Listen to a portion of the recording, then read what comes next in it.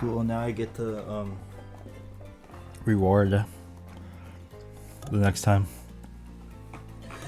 Oh, let's do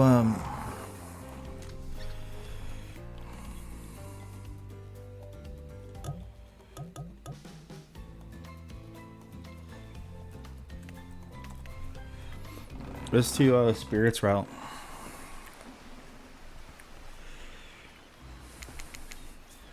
Your water flows from your mouth as you open it to gasp for air. You have no memory of how you got here. In fact, you only remember your own name, but not where you came from, or a single fact about your life. What you do know is that, despite the outrageous beauty of the landscape before you, you feel incredibly sick to the stomach. Cough, cough, cough. Wow, really went down the wrong pipe, huh? You need a minute, or can I go now? Alright, I could just... Yeah. Oh my gosh, it's crazy.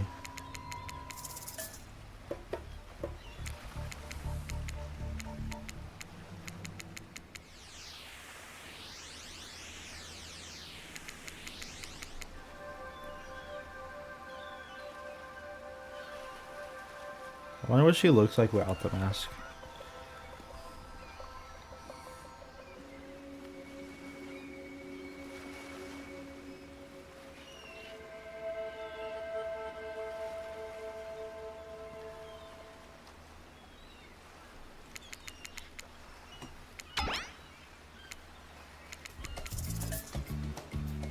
Nothing. Do nothing. You stand frozen and completely silent. I'll be honest with you, it's kind of a weird move. As if you truly don't care when someone asks you politely, you're doing you, despite how much of a weirdo or a jerk it might make you look. Clearly you don't even care. Some kind of display of the confidence, confusion, sheer awkwardness. You feel judged, but you're not sure how. Spirit cuts the sounds with a giggle as she quickly swallows when she sees that it caught your attention. Huntress jogs over to collect the ball from the ground next to you, but before heading back to the volleyball court with everyone else. Except for Spirit, she's really staring you down though. Her expression hardening as you watch her. The longer you hold her gaze, the more angry she seems to become before turning with a huff and floating off to join the others. Alone again, you look across the beach at these strange residents who casually bat a volleyball back and forth, happily ignoring your intrusion onto their beach. She'd be frightened, worried, excited. I did prefer them as killers, not to give too much away. But at the same time, damn, you're looking very appealing in your own way. And nobody so much as lifted a blood-soaked finger in your direction. Don't be scared, boy. You were made for this. Well, geez, the spooky voice... Ocean voice says not to be scared. I'm sure it's all going to work out. With no reason not to, you decide to head over and see what happens next. It seems that you've derailed the volleyball game just by showing up. Hey, don't worry about it. It's all just a game existed as. Besides, you seem more interesting than a silly game. What's your deal? What brings you here?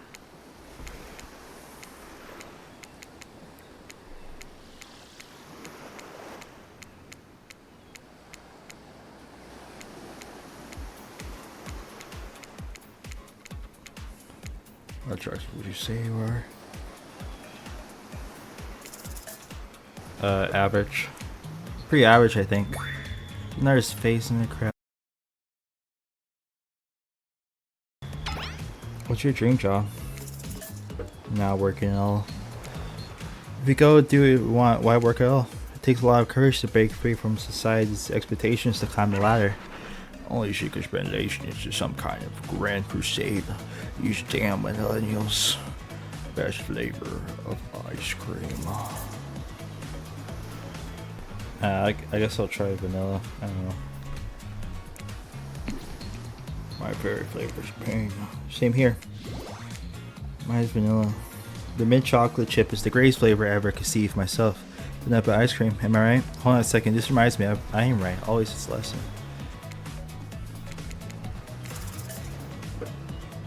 I think I like vanilla. I just told you mint chocolate was where it's at. You almost bought yourself a game over there, bud.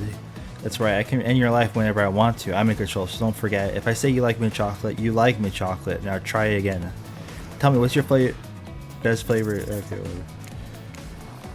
So obedient. I think you'll just be just fine. I'm Trapper.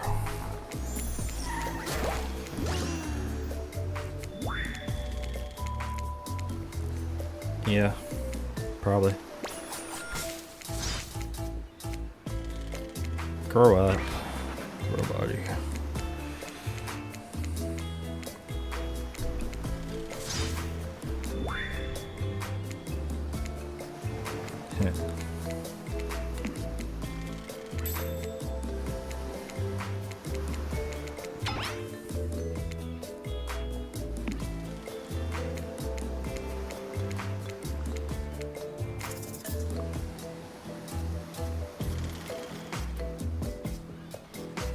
Okay, that's a yacht. That's a volleyball game. That's the bar. Which one is? It'd be great to relax at the second at the lounge. To kick back your feet and look over the ocean and relax on your own terms. Who would want anything else? Dry, comfortable, enjoying a cool drink on a hot day. It's the best. I mean, what kind of fool, what kind of monster, what kind of or a psychopath would finally be granted a break from the constant grind of chasing and fighting to get ahead, and then choose to exert themselves in quite frankly any way whatsoever? Why am I the only one who gets it? It's time to start living by your own rules. I won't do it any longer. Yeah, we should probably give her a second to calm down. Hold on. For 1 second. This is Dwight and Claudette are yeah, okay.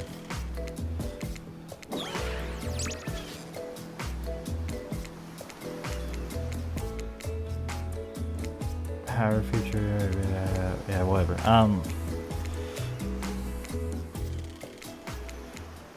Is something I can help you with?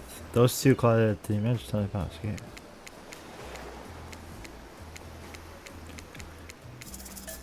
Yeah, I did literally just said this one. Like, why did I have to confirm it? Finally, freedom the Can I actually save this? Yeah, okay. Finally, freedom from the Porsche's premise that the four of us would be engaged in some sort of thrilling 2-on-1 volleyball game. Spirit looks at you from beneath her gigantic sun hat. She takes a conspiratorial tone. I don't know whose idea volleyball was in the first place, but I hate them. I tried to feign a sprained ankle, but everyone knows that I technically float above the ground. So nobody believes I was even putting any pressure on my joints in the first place. Then I tried to annoy everyone by not giving a crap, and when that didn't work, I tried whining and then that didn't work. I threatened to kill every single person on this island, but it turns out I'm not the first to toss these kind of threats around on this island. So thanks, I guess, for getting it called off. Are we threatening to end each other again? Now it's Dwight who takes on a conspiratorial. His eyes shifted as he slips to a loud whisper. Please, just make it quick. Is what you'll be saying when we get behind the bar to make you a drink of your dreams. Hilarious, right? Right, Dwight? Yeah, right. So, what will we be having? I forgot which one is which. Aversion Daquila. I didn't even come to the party. I'm just here to make the best of a very strange situation. I don't know how about a tequila. I know how to make that. But skip the liquor. I have mine virgin. Trapper snickers at your choice of words. Sure you will, kid. Don't mind him. We don't need to soak ourselves in booze just to please someone else's expectations, if you ask me. There's enough there's enough spirits here already. Besides, alcohol just numbs you to the painful realities of the world. I choose to face them head on. You'll never do something like that. I don't know, hide from it all behind the world's largest hat or anything. Please allow me to ignore any fashion advice from the man wearing a doll's face as a mask. Not a doll's face, jerk. Since we've fulfilled your requests, it's time for you to return the flavor. I should have known there was a catch. Icebreaker time. Swear, had I known to pull this kind of fat, enthusiastic community building crap, I would suggest we attempt to walk to the lowest point of the ocean before I even set foot back to this near bar.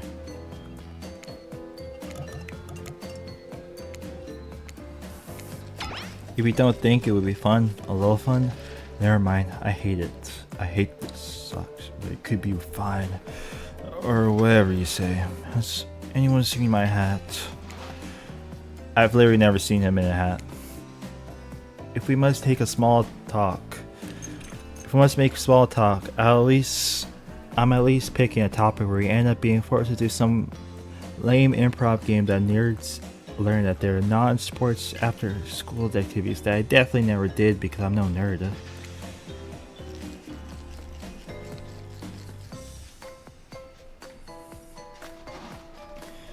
Methinks that certain someone does protests too much.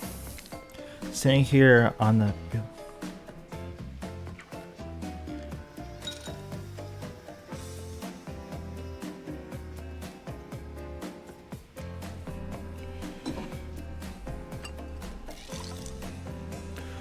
warm sand beneath the foot of my seared feet. The topic I choose is books, novels, comics, fiction, or non.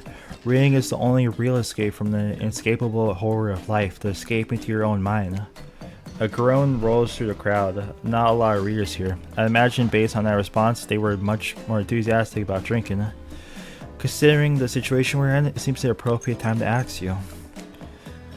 Boy, what's your desert island book? The one you'll bring with you if you were, well, on an island like this. Ooh, boy.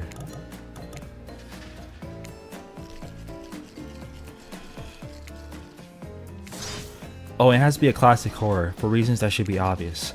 She means because this is an island of horror villains, and also those books are in public domain. Nothing too modern, humanity has gotten really soft these past few hundred years. So what's your favorite?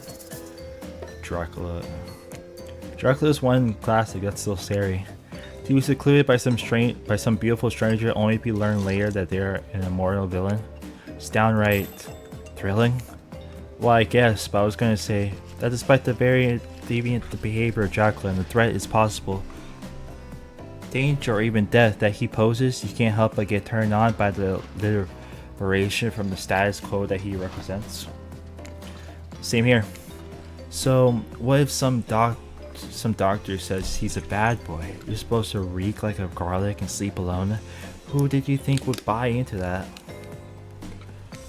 If you're going to be trapped in a nightmare that is an undead life eternal, which I know a little something about, you could do a lot worse than great clothes, a castle, a lover who doesn't take shit from anyone.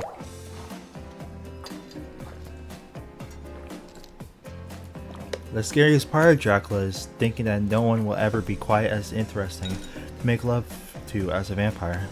Enough about those old stories that belong to someone else. I think it's time to make us some new stories of our own. We already know what's going on. Hunter's waving an empty vodka bottle in the air. Devilish twinkle in her half-mask covered eye. Might suggest something a little naughty. Let's get in a circle and spin this bad boy. Great idea. Trickster isn't a bit late to introduce a new character. I thought I was the one who gets to make rules, so I'm not sure who I'm asking. But I wasn't ready for this. Well, hello, and who's this new fan in the waiting room? Beard Hawk. I don't know, what's the harm in inviting one more person to join the circle for our game? Oh, I can't stay. I was just saying it's a great idea, which also teases the secret Trickster ending. I've got much better things to do than hang out here. I'm famous. Toodaloo. The rules are simple. First you spin, then you swap. Spit, that is. Let's be clear, this ain't a peep show. We're gonna have a good time, but in a classy way. All makeouts will happen out of view with the public eye, real romantic like. Yes, romance is the goal that we're all been waiting here in the completely silent trying to listen in and use our imaginations while you make out on the other side of the bar, but not watching. Like adults, romantic, well-adjusted adults. Boy, you're up. You grip the ball in your hand and put your fate in the hands of the empty bottle gods. Yeah, okay.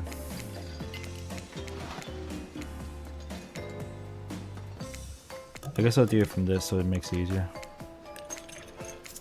Sure. Ready? Away we go. Spin the ball and see who you're going to smooch. Oh man. It's like you have to actually spin multiple times to get your real result. First to get the 3 is your true match. That's how we play it.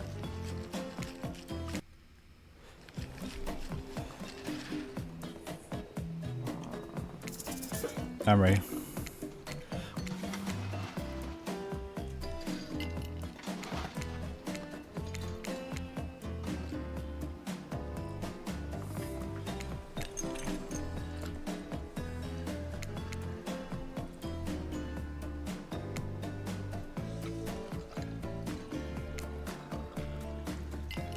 Yes, you got Spirit. Spirit's your true match. Let's go. Let's go. That's like my second try. Ooh. Just this morning, you're waking up on a strange beach surrounded by strangers with murderous intent. Now you're looking across a beach towel at a spirit, lust in your eyes, sweat glistening on her skin. Your heart races. You can feel your pulse pounding in your ears. Spirit takes you by the hand and you sit face to face at a private section of the bar. She begins to reach for you and putting her hands on your shoulders. You're sweating, but not in the sexy way she is. You're sweating in the gross way you'll sweat at the interview for a job you're not even remotely qualified for. You don't know what to do. If you try to unlock lips in a state, you might gross her out so completely that she'll never be able to look at you romantically again. Spirit, I have some bad news for you. I have something in my teeth, don't I? I think it might be seaweed. I have no idea how long I was in the ocean. No, well, maybe but that's not what I was going to say. It's not happening. Not now, maybe not ever. If they think I'm going to make out with some stranger just because a bottle told me to, you got another thing coming, and so do you. Namely a katana to your heart if you ever try to make a move under such absurd circumstances. I wasn't gonna. Yeah, I know. You seem pretty armless and not all that bad to kiss. If I were interested, which I'm not at the moment in time, are we going to tell them we kiss? We are. I'm not above lying to get what I want. So that thing about me not being that bad to kiss, was that a lie to get me to play along? If you want to know the truth, figure it out by yourself, but don't expect this life to just hand you gifts like me. All I was ever handed was pain and suffering. Treat me well, and I'll return the favor. I'll already try a different round, see what happens. I hate to break up such a passionate moment. That we only seen was passion because we'll never smile on you constantly while you stay on this island. But dinner is being served right away, and we must insist that you join us.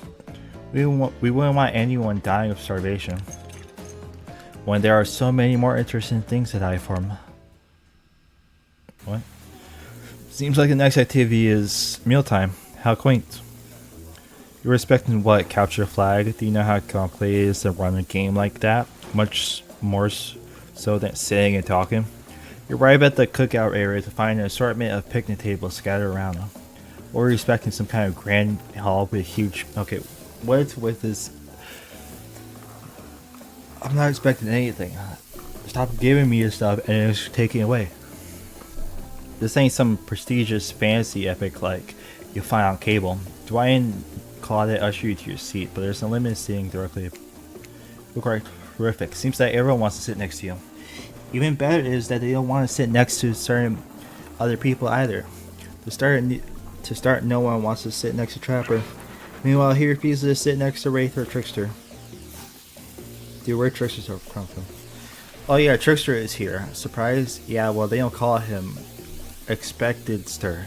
I'm sorry, even I get nervous around crowds of killers, and my whole slick gets a little flustered. Hey there. You're looking pretty cool, boy. Real good. And we literally can't let Huntress and Trapper sit together.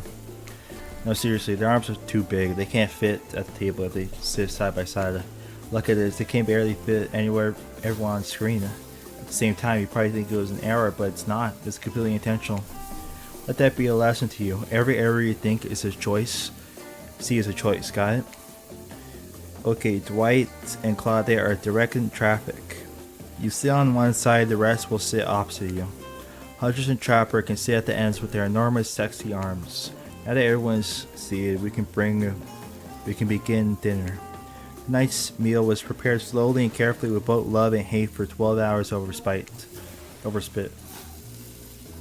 We hope you all enjoy. We really hope you do. Hey, you didn't actually tell us what you're serving. What are we eating? It's meat, seasoned with a specific number of herbs and spices that we simply can't divulge. My favorites.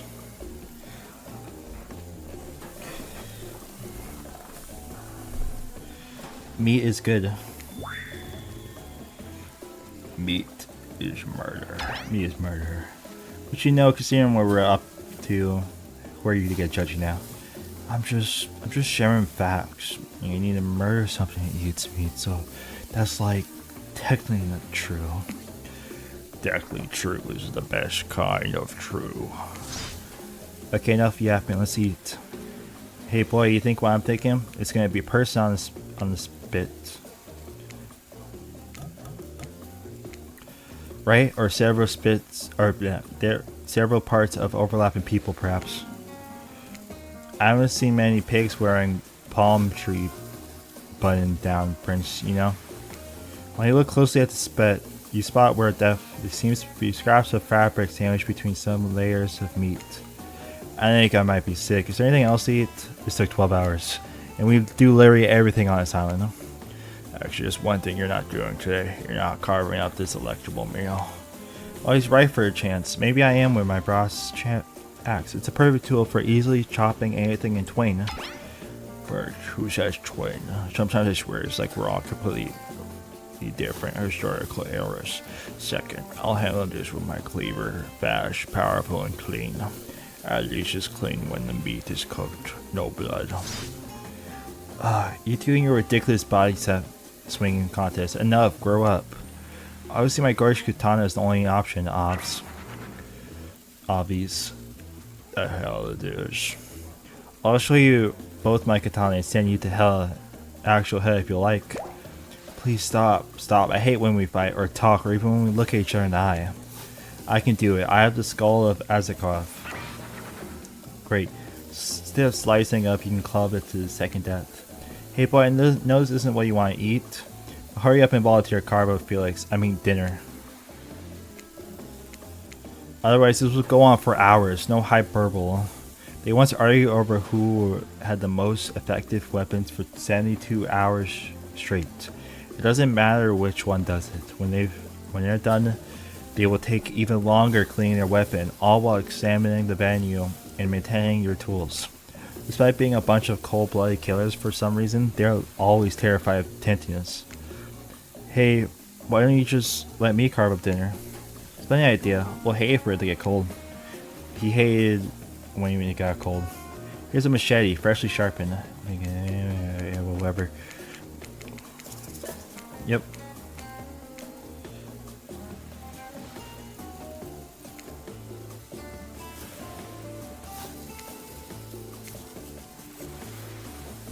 Oh man.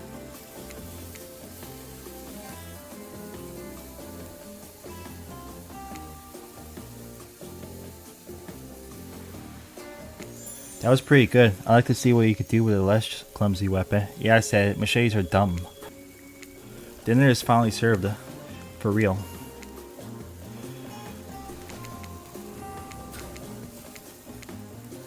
Spirit, why aren't you hungry? The two best things about being dead is not having to eat. That's only one thing. Think about it, boy. Number two is no number two. One less thing is to think about in afterlife. Even if I wanted to eat, I have no idea how what would actually follow.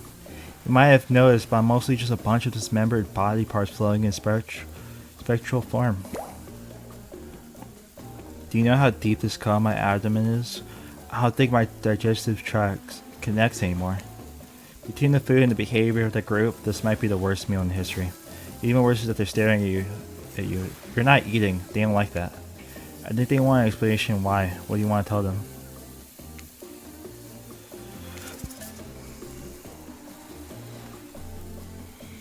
I'm sorry.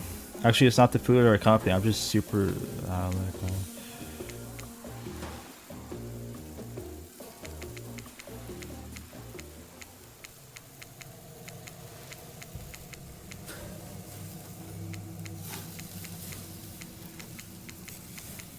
Okay. You wake up to find Spirit holding your limp body, gingerly pouring cold water into your mouth. Don't you just love the ocean at night? I do. Staring out over the vast darkness of the ocean really validates the feeling inside me that we're all truly insignificant and the only thing worth pursuing is revenge. I have to wonder, how could anyone believe anything else? We look into the darkness of night and ponder her question. Well, it's a simple question. How could they? How could anyone not feel small and alone in the face of such massive nothingness?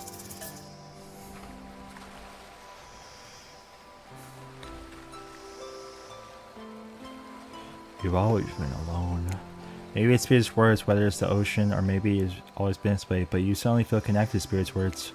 I may not remember much about my life before, but there's one thing I want to be true. I've always been alone. And now I always will be alone. Spirit has turned from looking at the ocean is looking directly at you now.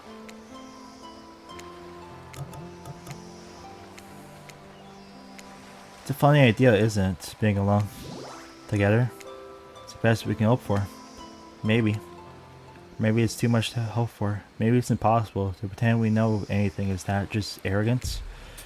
I was so dumb, so busy trying to please everyone, to be the perfect student, the perfect employee, the perfect daughter. I didn't even take care of myself, and now I'm all I've got. Worst of all, I got distracted from my true purpose, my destiny, the purpose that was sitting inside me my whole life. Okay, so this might sound a little silly, but Spirit looks around to see if there's anyone on the beach. When she's convinced that it's only you two, she continues. There's a dragon that lives inside me. I've always known. I've always tried to ignore it. When I couldn't ignore it, I tried to push it down. I'm so stupid. You're not stupid. That sounds badass. Right? But I didn't let it out, and then I, chop chop. And now that dragon is pretty much a one-track revenge beast. But enough about me. What's inside of you, stranger? Nothing but darkness. I like to kill it. I like to have a kill to have a dragon. Maybe not the best choice of words. I mean, a dragon sounds awesome, honestly, though. I don't feel like I ever got anything inside me at all. Just darkness, never-ending darkness.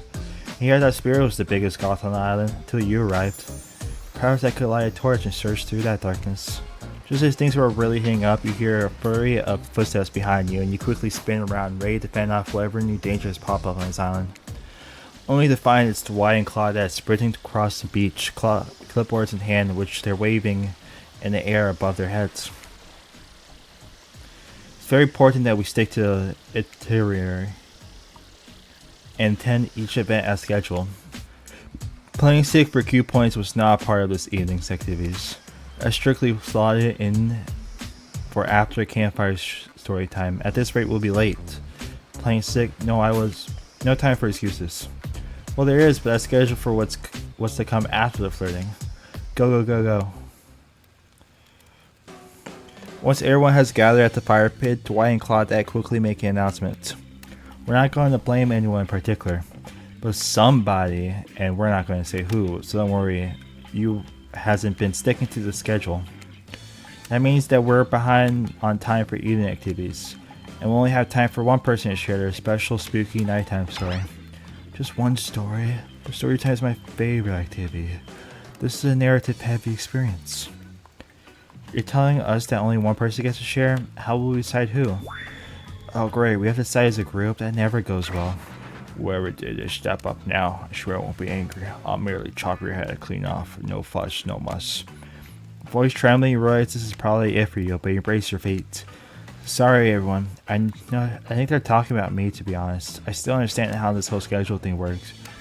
I guess I lost the track of time while I was passed out. Been there before, even though it's taking some pressure off me, which is absolutely a dream come true. Is it really fair to pick on a newbie? Seriously, has anyone ever happened on schedule? Not even once? Damn it, Donald. You try to flex that authority gimmick one more time, so help me, I'll snap your head clean off. Now drown you in his blood, Cynthia, fuzz and muzz her back on. You're true. I know I love to hack, slash, and slice. We all know you love to kill. It's almost all you talked about. Nobody named any names. Who knows any names? Not us. I renounce my name. Who's Donald? Who's Dwight? Who even knows anymore? Call me nobody.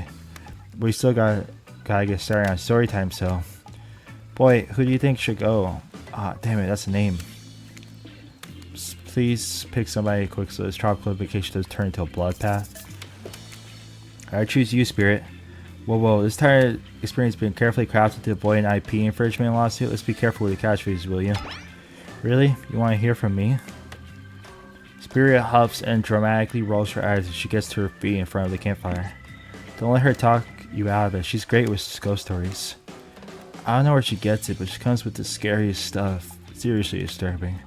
Even to me, I literally pulled a guy's skull and spine out once with my bare hands. Talked about bullshit stories. If everyone else is going to chit chat, I guess I can just sit down and Hunter's eyes go red behind her mask, and both Trapper and Ray take their seat. They know when it's worth fighting and when it's not. I hate to break to you, but tonight's story isn't scary. It's romance. Too late now, though. I was selected, and so I'm going to tell you my story. I call it The Prisoner's Kiss. You notice that Huntress and Wraith are both sharing a giant tub of popcorn. Nobody offered you popcorn. It was a dark summer night. Warm rain seeped from the sky like blood from an old wound. Detective Hoda, a celebrated investigator and renowned hostage negotiator, was called to the scene of a strange occurrence unlike anything she had ever seen before. When she arrived, the scene was chaotic. Crowds had begun to gather. A dozen other officers were doing everything they could to keep curious onlookers away. But how could anyone resist wanting to know more? For there, in the middle of a busy market, had appeared a giant box, strange, alien in its appearance, and massive in size. No one knew how it got there. Was it delivered? Built on site? In such a busy area, how could something like this just appear? A mystery. It was as if conjured by magic.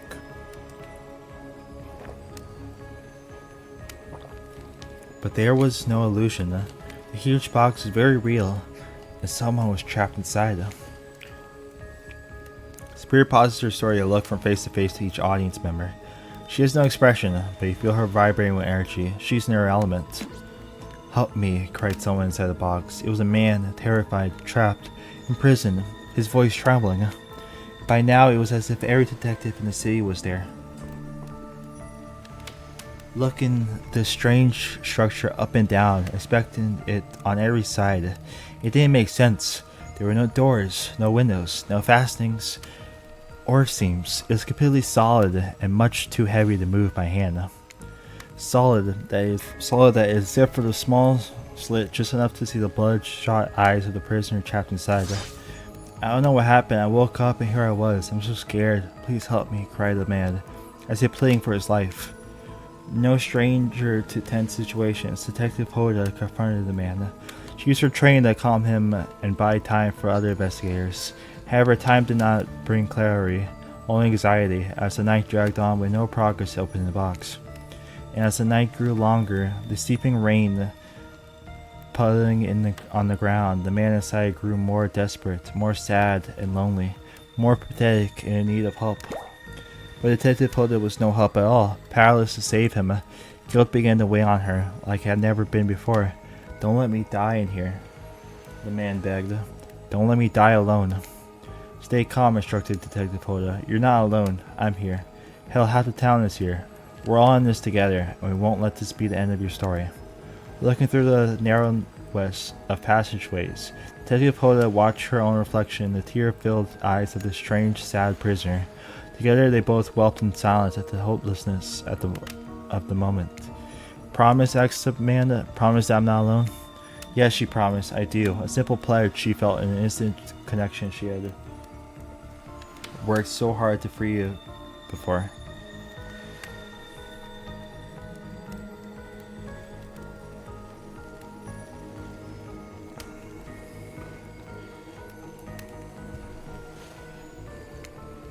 And so when the man's eyes closed and backed away, it didn't scare Detective Hoda, for she knew he would return, and he did, pressing his lips up to the narrow slit in his horrible puzzle box, repeating his question again, steam flowing from his mouth as he asked, "Promise? Promise I'm not alone?"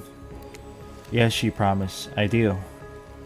And pressing her palms against the cold outside of the box, without truly knowing why, Detective Hoda leaned forward and placed her own lips up to the opening, letting her breath creep into the strange structure, allowing her warm lips to fall onto his man's.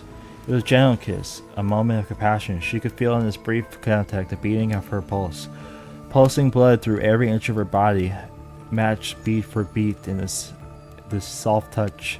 "Thank you," said the man, no trace of fear remaining in his voice, but he backed away into darkness, disappearing in a single moment of eerie calmness. "Get back," yelled an officer, suddenly thrusting himself between Detective Hoda and the box. Breaking silence that would soon be filled by a cacophony of whirling gears and clicking latches, a symphony of mechanical activity happening all at once. Something had triggered, as if an unseen lever pulled, and the side of the box began to slide open. Detective Hoda gripped her flashlight tightly and pushed forward to the foggy interior of the giant box. Her feet splashed in the puddled rainwater, her heart racing as she swept her light from side to side. And that's when her eyes landed on the man, at least laying on what should have been him. There in the corner of the box was a pile of pieces, like parts of doll, almost pulled apart, or perhaps that's just how Detective Hoda had to think of him in that moment to survive. A collection of segments, limbs, pieces disconnected from one another, cleanly severed and placed in a neatly little pile. And at the top of that pile, a head, cold, pale, eyes open, lips an icy blue.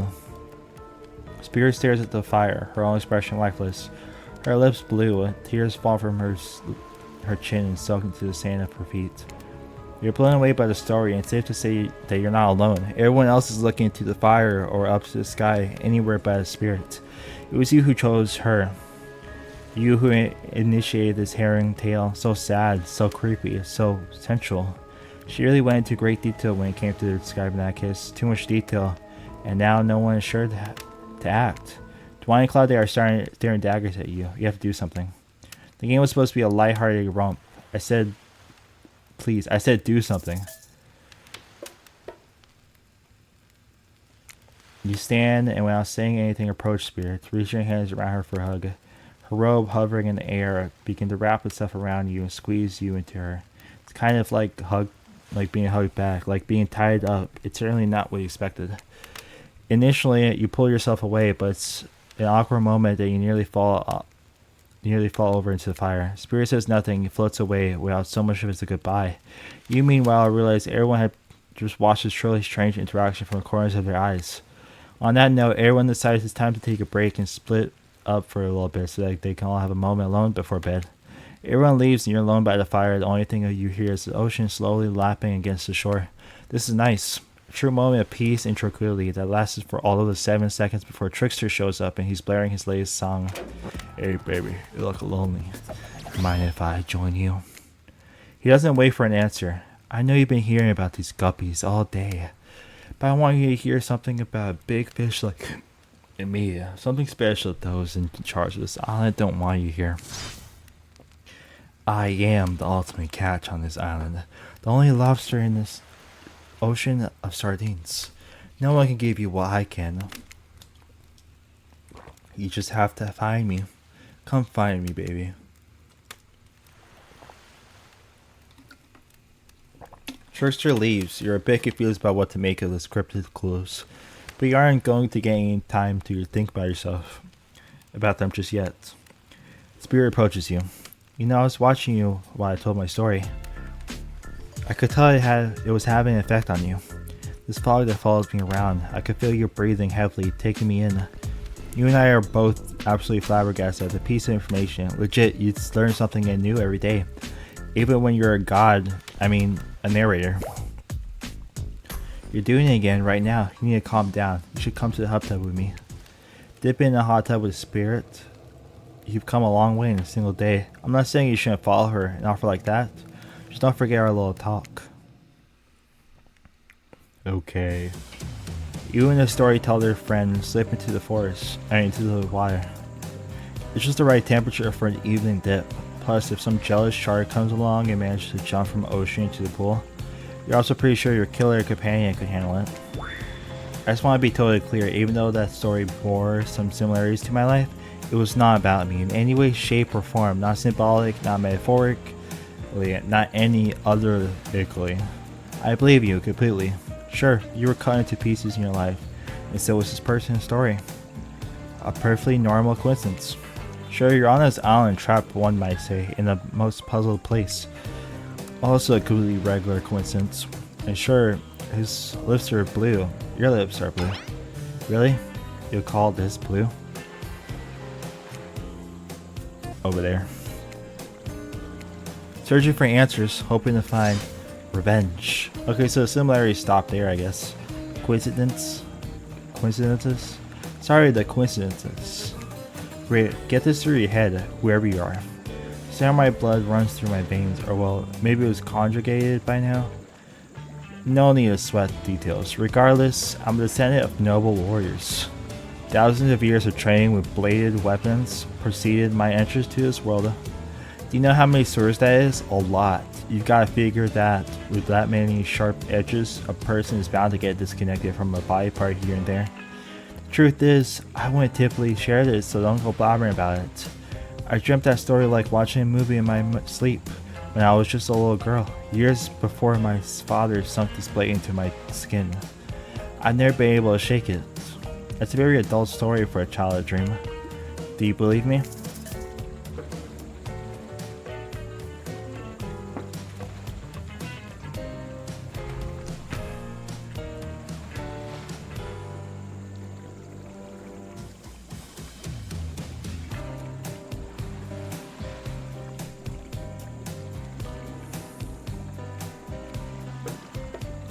Yeah.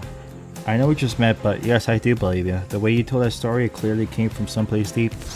Fool. Who taught you to trust a stranger? You're gonna hurt. Get hurt if you don't learn to take better care of yourself. Now you got me wondering, did I believe you if you believe her or not? If I know everything, because I do know everything, don't I know the answer to my own question about if I believe your answer to Pete Spirit's question? Whoa. Ocean air got me tripping. Sorry, I didn't mean to distract us both. What's important is that the certain corpsey of cutie floating in a cloud of magical mist might be waiting for you to say the right thing and free her from her puzzle box. If you believe what she is, damn, it got me going again. Unfortunately, before you can follow this conundrum to what will surely be a mind-numbing cycle of new answers or questions, you find a certain someone standing before you with a fresh towel ready to dry you off. Sorry, kids, but it's time for bed. I might be the youngest one here, but I'm no kid. I do however love being wrapped in a fresh, clean towel. My mother used to help me wash my hair when I was young. She'll comb me out all the tangles and tie a ribbon around it before sending me on my way. I miss her. You watch the spirit stares off into the distance, her hand gripping into a tight fist. She doesn't notice you're watching her at all. When she catches you looking, she turns away, roughly grabs the towel from Dwight and then pushes him and Claudette aside as she floats off.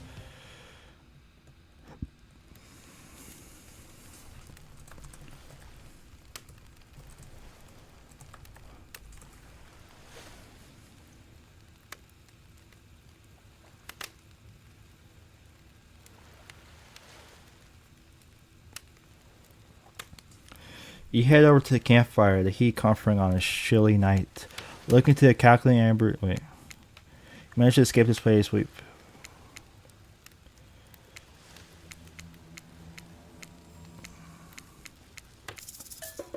Sure.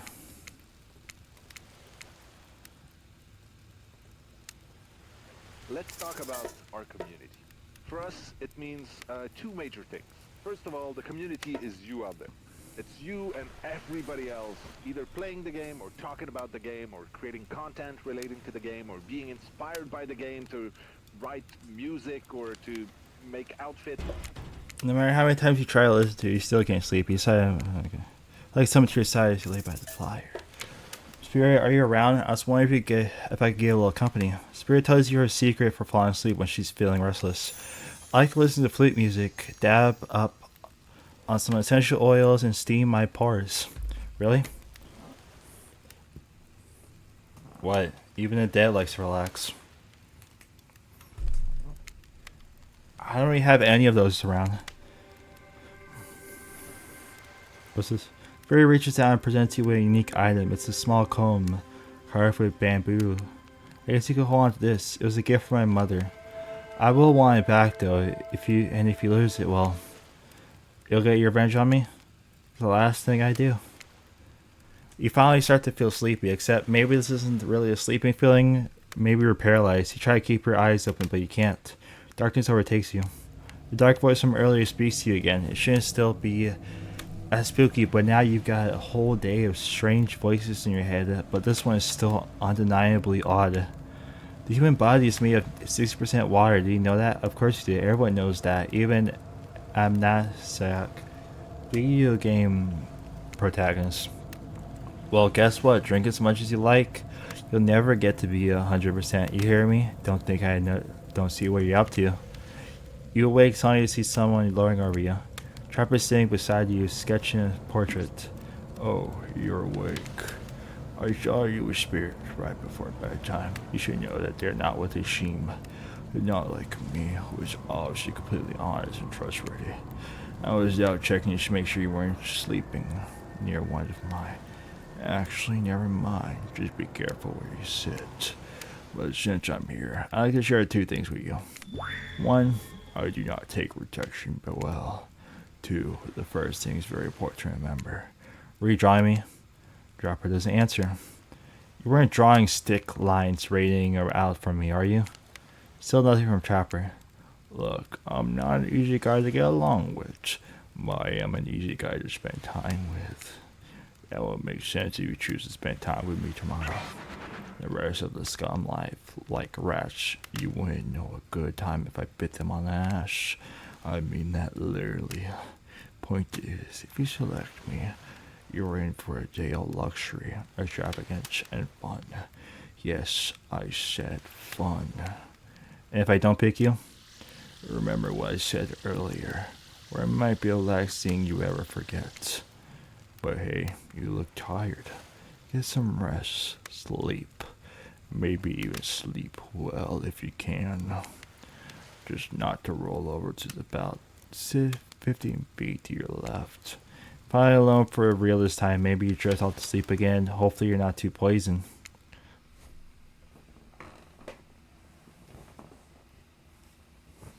Wait a second, where are we? This is, oh jeez. Is this one of those reality show confessional rooms where all the contestants talk directly to camera? Can you blame me for not getting along well with others? I mean, I haven't had a real conversation with anyone since I was a child. Take the fact that I haven't slaughtered a newcomer for their meat yet as a win. They look pretty tasty though, so maybe so who knows what we'll have tomorrow. Hey Dwight, do we have a tangerine on this island?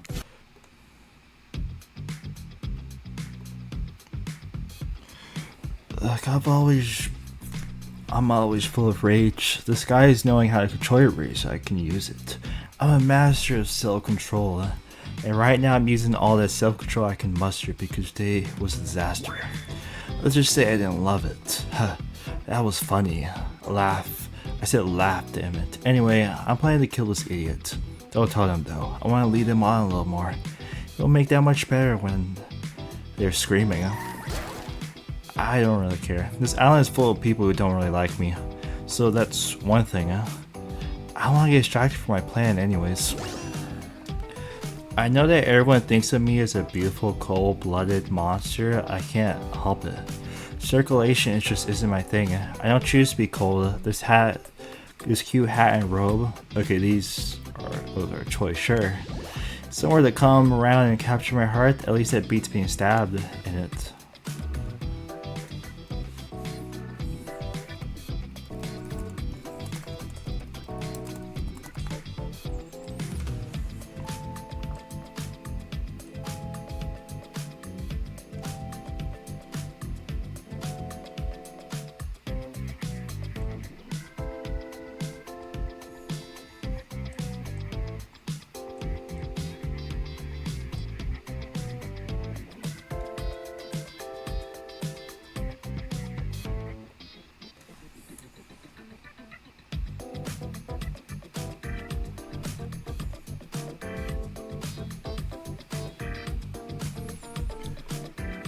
Besides, if I'm gonna get bloody revenge on society that has used me and threw me away, maybe it wouldn't hurt to have a little help.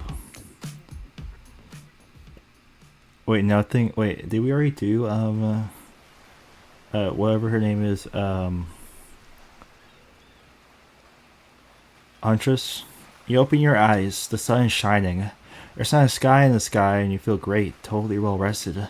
You're not even suspicious of the fact that you fell asleep by the campfire but woke up several yards down the beach. Wait, are you on vacation? Was yesterday nothing more than a strange dream? No, not a dream. You really are here for another day. Why, I have no idea. You're obviously a weirdo. Speaking of weirdos, I see the rest of the group is hanging out on the beach. This is definitely not a dream. I wouldn't rule out a nightmare just yet, though. At least they make for a sexy bunch now. And talk about sexy, here comes Trickster, carrying coffee. What? Morning, beautiful. I thought you might. Yeah, I already do this. I'm pretty sure I did this part. I just want to go look. Yes.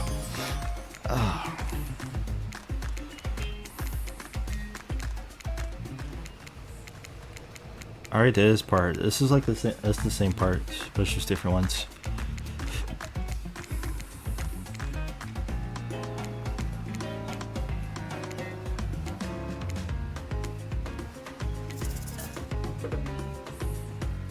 Yes.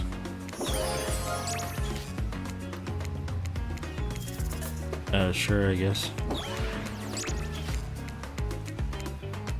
I feel like if I do the other parts, I might do something else. I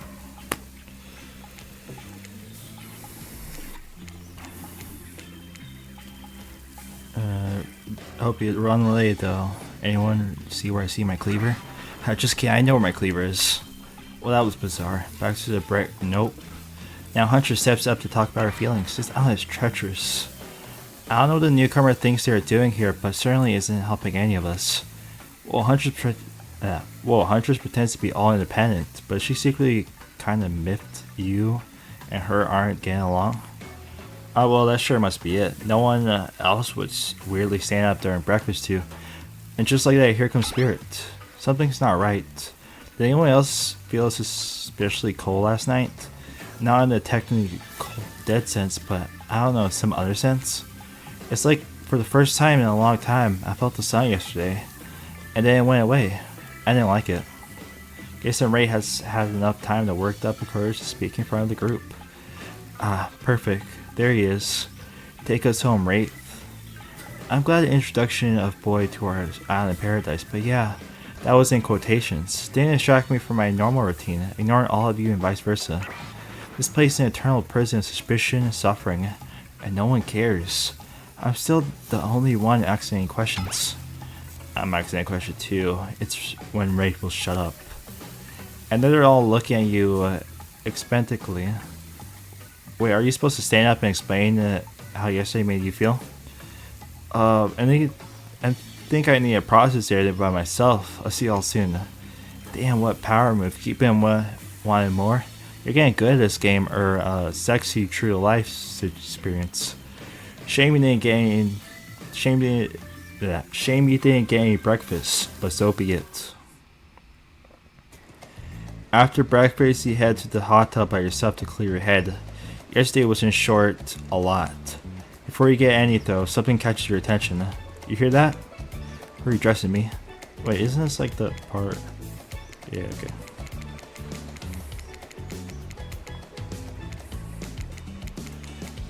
Yeah, because it sounded like they were doing something and they actually were just stabbing each other. It's pretty weird, honestly.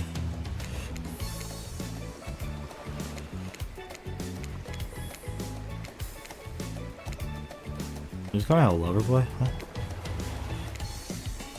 Stay now drama just okay. See, say you're on a date with you. Oh, what would be your first move? It's what? I wonder if this actually is a trickster ending. Like it's like a secret one. Oh, it's Spirit. That checks out. You two have gotten pretty cozy. We should get out of here. I know a place that brings a bit of welcome darkness to a tropical nightmare. Best of all, I'm the only one that seems to know about it, so we won't be bothered there. I don't know why I'm telling you, really. It's my private spot, but I guess I've got a feeling that you appreciate the way I do. Not like those other killers. They don't get me. But I'll get them. Oh, I'll get them all. And I'll get my father too. And I'll punish him for what he did to my mother and me. Spirit radiates a menacing aura, waving her sword around in the air as she threatens. Well, the entire universe. It's scary and more than a little hot if you get turned on by menacing. Look, all this time on Murderer's Island has gotten us both a little confused about things. I'm choosing to lean into it. I should she do the same. I've seen her get mad, which is probably enough to scare you into compliance. But you've also seen that there's a bit more sensitive side hiding within her. Which one do you think will win out?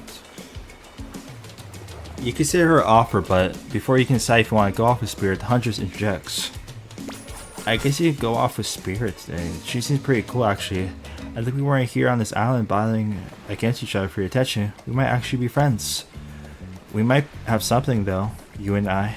I couldn't let you get off to her goth lighthouse without speaking up first. Yeah, I know her secret spot. I see everything through the holes in this adorable mask. So my offer stands. We can still hang out today, playing a room at my cabin, wink wink. It's pretty cute that Huntress thinks she has to wink wink out loud. The mask barely even hides her face. Tough choice. You weigh your options quickly because you can only go on one date today, and you also don't want to get hacked to pieces by saying the wrong thing. It's always good to remember that these are all cold-blooded killers, but you know what they say, when life gives you lemons, you make lemonade. And then die a horrible, wretched, writhing death after drinking it because the lemons were poison all along. Sorry, this island has really got me tilted. So who will it be? Dude, of course I'm gonna pick Spirit. I already did Huntress. I gotta go with Spirit. You made a correct decision. But know this, just because you picked me, it doesn't mean I'm gonna slobber all over you like a dog, understand? Well, of course, you still got a lot to prove to me. I don't want to believe that our connection is real because I've been hurt before. Literally, with a katana. A katana that I now wield in spectral form. You feel me? Because you will feel me if you try any of that macho trapper crap. Yeah, I feel you. Before you ask Claudette and Dwight to clarify, I'll just let you know that yes, it is too late to change your answer now. Cool. Revenge never looked as cute as it does in a sun hat and a black bikini. Okay. You and Spirit arrive at the coast, overlooking the black lighthouse. It's old and decrepit, but still impressive. There's something magnetic about it. You can see why Spirit would be drawn to such a place. You look Spirit up and down and notice that she's wearing all black, just like the lighthouse. I'm noticing a bit of theme. Is black your favorite color? Black isn't really a color at all. It's just the absence of a color. It's a void. Like me. Spirit smiles. Nature abhors a vacuum. You're not sure if that's a good thing or a bad thing. Lapping waves on the shore of the coast set a romantic tone. The fog that surrounds Spirit everywhere she goes blends perfectly with the mist rolling up over the rocky shoreline. She's at one with this place, and so are you. The peaceful doesn't last too long, however, as the lighthouse lets out an eerie howl like a monster dying.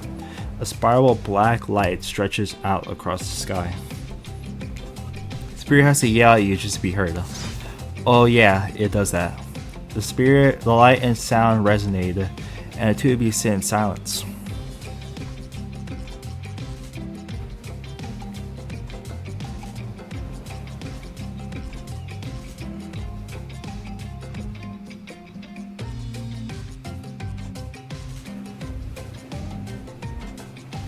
Spirit lays a towel down, and then pats on it gently. Clearly she wants your company, so you oblige. When you do, she takes out some sunscreen and hands it to you. You're not exactly sure what to do. This is some sort of invitation to get in the Little hands-on action? Well, as could it be. Thanks. Thanks, I forgot to bring my own when I lost my memory and fell into the ocean. No problem. I figure as much. Spirit turns away while you slather lotion all over your body. You need any help reaching those difficult spots? You see a hand float around your back. Sure, why not? Spirit hands on your back is ice cold, but she has a soft touch. When she's done, she takes care of herself.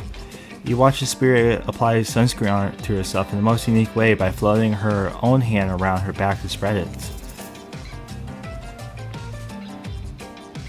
Say nothing. You look on in wonder, not sure exactly what's appropriate to say in this moment. While you're staring at Spirit's back, her head turns around and notices you're looking at her. I'm sorry, something wrong? I was just thinking about what you've gone through to end up like that. It had been horrible. It's worse than death. At least death ends eventually.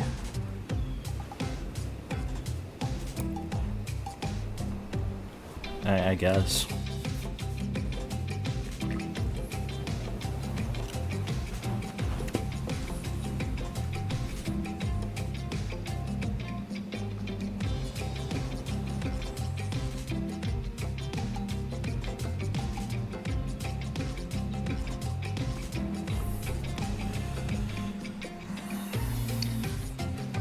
But I wouldn't want to forget it. It literally made me who I am right now.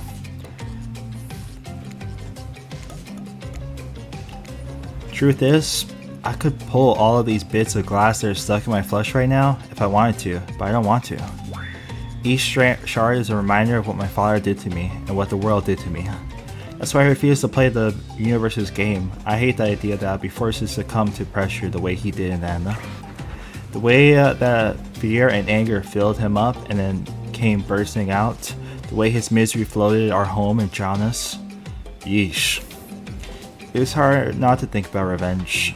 The dragon inside me is doing to me what the world did to him. I have to fight it, even though it gives me strength. I must maintain control. You're stronger than he ever was, I'm sure of it. I appreciate that, boy. I suppose a little help isn't a bad thing in life. In love, this world is a lot to endure alone. Maybe I could use a little assistance reaching my delicate toes for a bit of lotion, you know? Having your body contorted into these vengeful poses, it really does a number on your joints. It rubs the lotion on its skin. Are you asking me? Okay.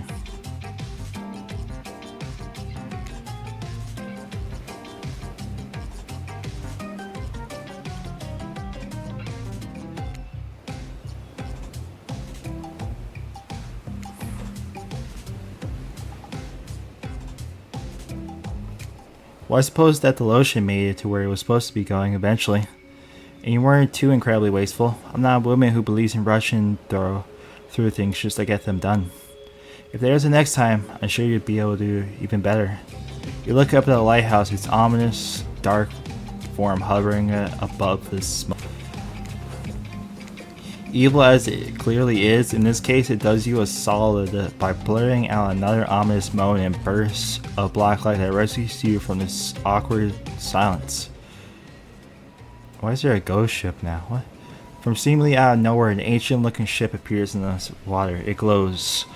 Itself a thing of death, a spirit of a ship that once sailed these seas, centuries ago. A tattered black flag whips in the ocean air above the ship as it careens towards the shore. Before crashing on the rocks, it must have been drawn in by the lighthouse. You hear the distant shouting of sailors as the old wooden ghost ship breaks up and sinks into the water. Alright, it does that sometimes too. Should we do something? Nah, the sharks will take care of it. Within a minute, the ocean is quiet again except for the waves. Note to self, hungry sharks. But these time-traveling pirates, wherever they are, you're half sure you saw one of those skull and crossbow flags, aren't the only ones drawn here today. It's Wraith. He has emerged from the palm trees behind you. I didn't come here to break up your day or something. I came here for that. Wraith points to the lighthouse, is indifferent to its action, to his attention. I've been seeing it in my dream, shining its strange light on me. I can't avoid it. Through woods and walls, nothing seems to stop it from reaching out to me. Duh, it's a haunted lighthouse. It does that to everyone at some point. You're no more special than me. Those dead pirates or that mermaid I saw washed up on shore that one time. Ew. Mermaids, by the way, aren't even close to as beautiful in person as they are in movies. More sea witch than underwater princess, if you get my drift. It's all part of a vast conspiracy. An epic river of lies that runs beneath the island. Or something. I'm pretty sure I figured it out. The basics, anywho. If you come with me, you can get cut. Spirit waves her katana, nearly trimming a couple buttons off of Raid's tropical top. He takes the hint, backs away a few steps slowly. For the quiet guy, he never really shuts up. Okay, be that way, you'll see. Alone at last, tension broken. Deathly moans quiet, and the Raid vanished back to wherever he hangs out. He sees closer to the spirit, breathing in a damp, foggy air that seems to emanate from her. It's not quite clear how the whole fog thing works, but you don't even care. You're feeling this moment. Spirit seems to be feeling it too. She starts to adjust her robe, and you get a peek at the bathing suit underneath.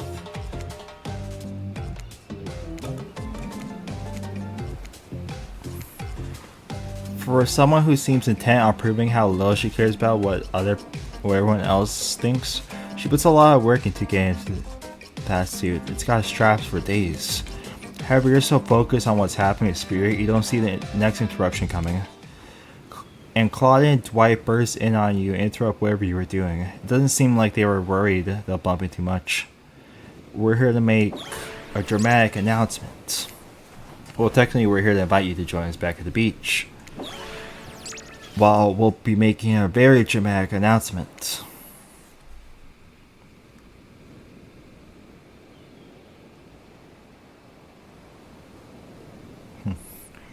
It's hard being the products and the hosts, producers and the hosts. Aren't survivors supposed to be working in groups of 4?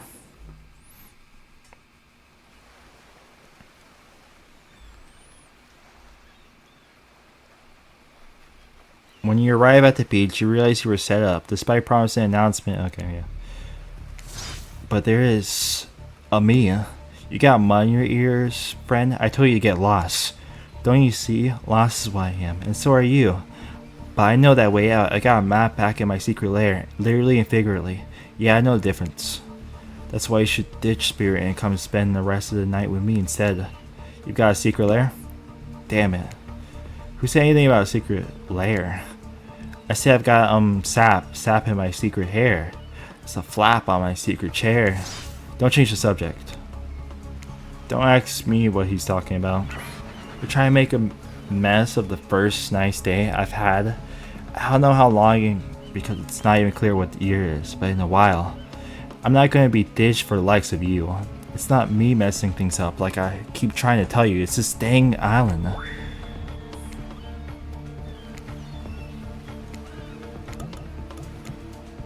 I've come to accept the difficult truth. What's happening here? Well, I'm convinced that it's our fate. It's not anyone's decision. It's simply the way it will be. There's no use fighting it. What would you even know about fighting? All you know is hiding in your spooky little secret hair and crying like a baby while ringing your little bell. So tell me what I can and can't fight back against. I was born a fighter. A dragon lives inside me. I can't not fight, even when all I might want to do is hide. Don't you see this giant hat? It's a metaphor. If I do have a fate, my fate is to win every fight that comes my way. Got it? Folks. Oh, you hide. I've seen you hide. You do your little phase walking routine. What do you call that? It's basically cloaking. And we all know that cloaking is the type of hiding.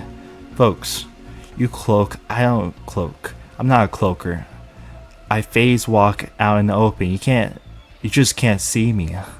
You have no idea what they're talking about, but it sure sounds like some video game community forum thread minutia, if that's even such a thing. Not that you know about that either. It sure doesn't seem like Dwight and Claudia are going to stop this, so it's on you. Ahem. I think I was brought here to make this choice, so I'm going to do that now. And I choose... Dude, I'm still going to choose Spirit. Like, what's going on? When it comes down to it, neither of those two seems easy to love. I mean, damn, Spirit literally has broken glass shards sticking out of her. But she has a certain charm to her, Gluma. Spirit and I were actually having a nice time. Besides, if it's my fate to end up on this island, well, to hell with it, really. And don't take this the wrong way, Wraith, but the amount of awkwardness you pack into a single day, no wonder you're so skinny. All that second guessing yourself must burn a lot of calories. No offense taken. Yeah, okay, it's true. I can be a little awkward, I guess, sometimes. Right, so I'm gonna stick with Spirit. Spirit brings a sign of relief. I've got enough revenge to do without having to kill you and Wraith too. Yeah, I'll be right back. Spirit walks you around the corner to show you something that she discovers in this place. And now what was meant to be connected with her journey, a cherry tree. It had a small sapling, but has begun to sprout flowers. It doesn't make sense to see a cherry tree in this place. Also doesn't make sense to see a ghost in a black playing suit, so you just accept it. As Spirit steps up to the tree, a cold breeze pulls some petals off, and they come dangling through the air around both of you.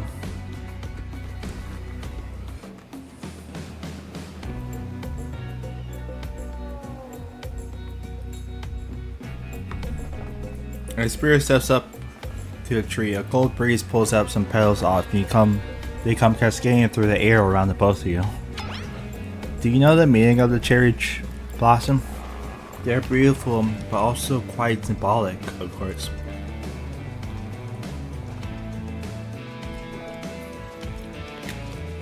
Like all good symbols, their meaning is pretty complicated.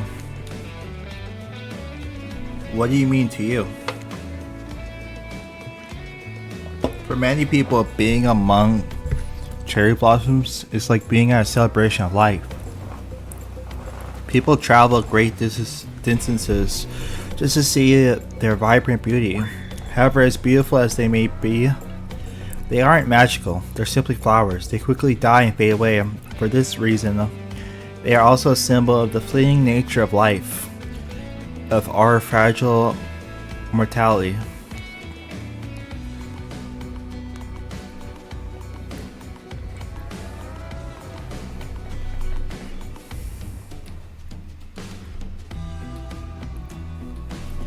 In a way, it's a specter of looming death that calls attention to this special moment to see and appreciate life. How does this duality make you feel, boy? Frustrating. As you look at the tree and consider Spirit's question, you reflect on your own current predicament. Straining here, no understanding of why, no control. The beauty of this island, the attention of such an interesting companion, it should bring you joy, but comes at a price of being completely confused and hopeless. You look down and you see a crumbling cherry blossom on the ground at your feet. As you stare at it, something begins to rage inside you like a dragon. How can anyone find comfort even for a moment with death and decay looming on the horizon? It makes me so frustrated, it makes me so mad. I want to do something about it. I want to strike back against this shitty reality.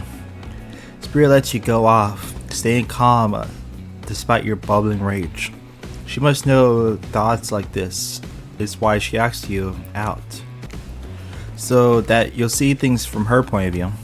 I want to be alive. You feel connected to her at this moment more than you have at any great moment before. You wonder, does she feel the same?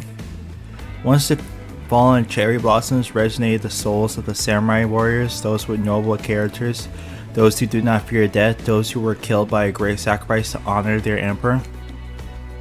Their lives were short, and their purpose gave them beauty. Those warriors saw death coming, but they never despaired. They stood and faced it. They held their swords and struck down their fear.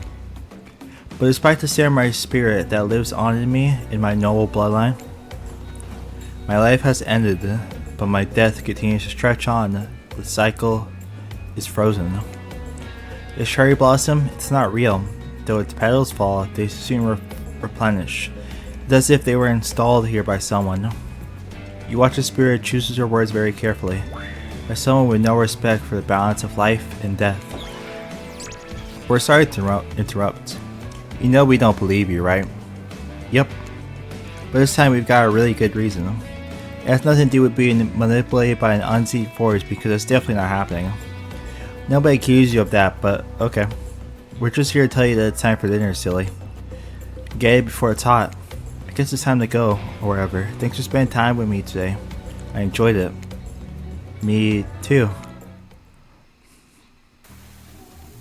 What a fun day. What a fun day you've been having. I can see it written all over your face. You're shining, and that's not just the remaining anxious sweat from spending an afternoon courting a psycho killer. No, you really are feeling this whole romantic experience. Don't worry, I'll keep your dirty little secrets. But soon enough, ribbling. Okay. Take out where grandma is. Okay. Guys, by the way, as far Harvest biggest log shot to hold onto your prayer.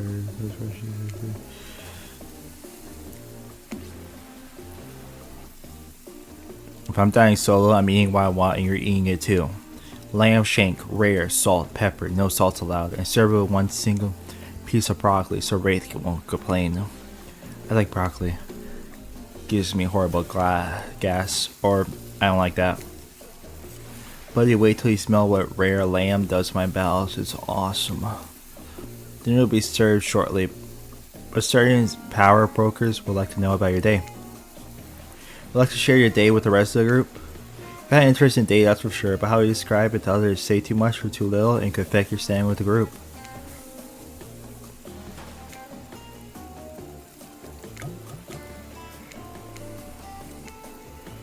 Okay, but don't just sit there and say nothing. Nothing is an option, huh? Be coy. Wasn't really a date, more like two people avoiding everyone else and choosing to be alone, but doing it in a relatable, close proximity to each other. That's exactly right. Can't have said it anything of value better myself. Spirit is clearly happy with the way you portrayed your date. No surprise, she doesn't like people getting into her business. Dwight and Claudette bring out dinner. Everyone eats it in silence. No one trusts anyone now, and they are all tired. Oh wait, no, sorry, that's a dreary supernatural horror thriller set in Antarctica. Not a charming. Are you talking about The Thing? In Undisclosed Tropical Paradise.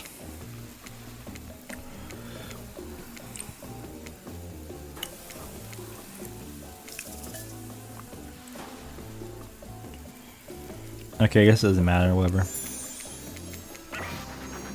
Do you have a choice of how you say that, dweeb? Yes, I would definitely regret how I did. Because something needs to change around here. Fire is rebirth. Fire illuminates the soul. I hope the fire isn't too smoky. Smoke hurts my eyes. I have pretty sensitive eyes. I'm also horrible afraid of it. The fire, I mean, not my eyes, because of childhood trauma. Okay. Take a seat on a comfortable log, feeling the fire's heat against your skin, and wait for other killers to take their places. Wondering who will want to tell a story this time. Will narrator tell a story? I bet they got a stunningly creative mind. Hey, you think? Are they allowed to simply place thoughts in my mind? Doesn't seem fair.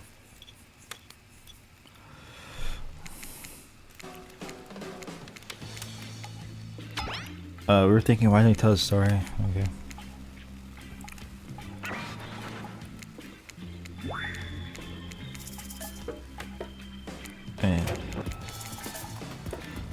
I don't know.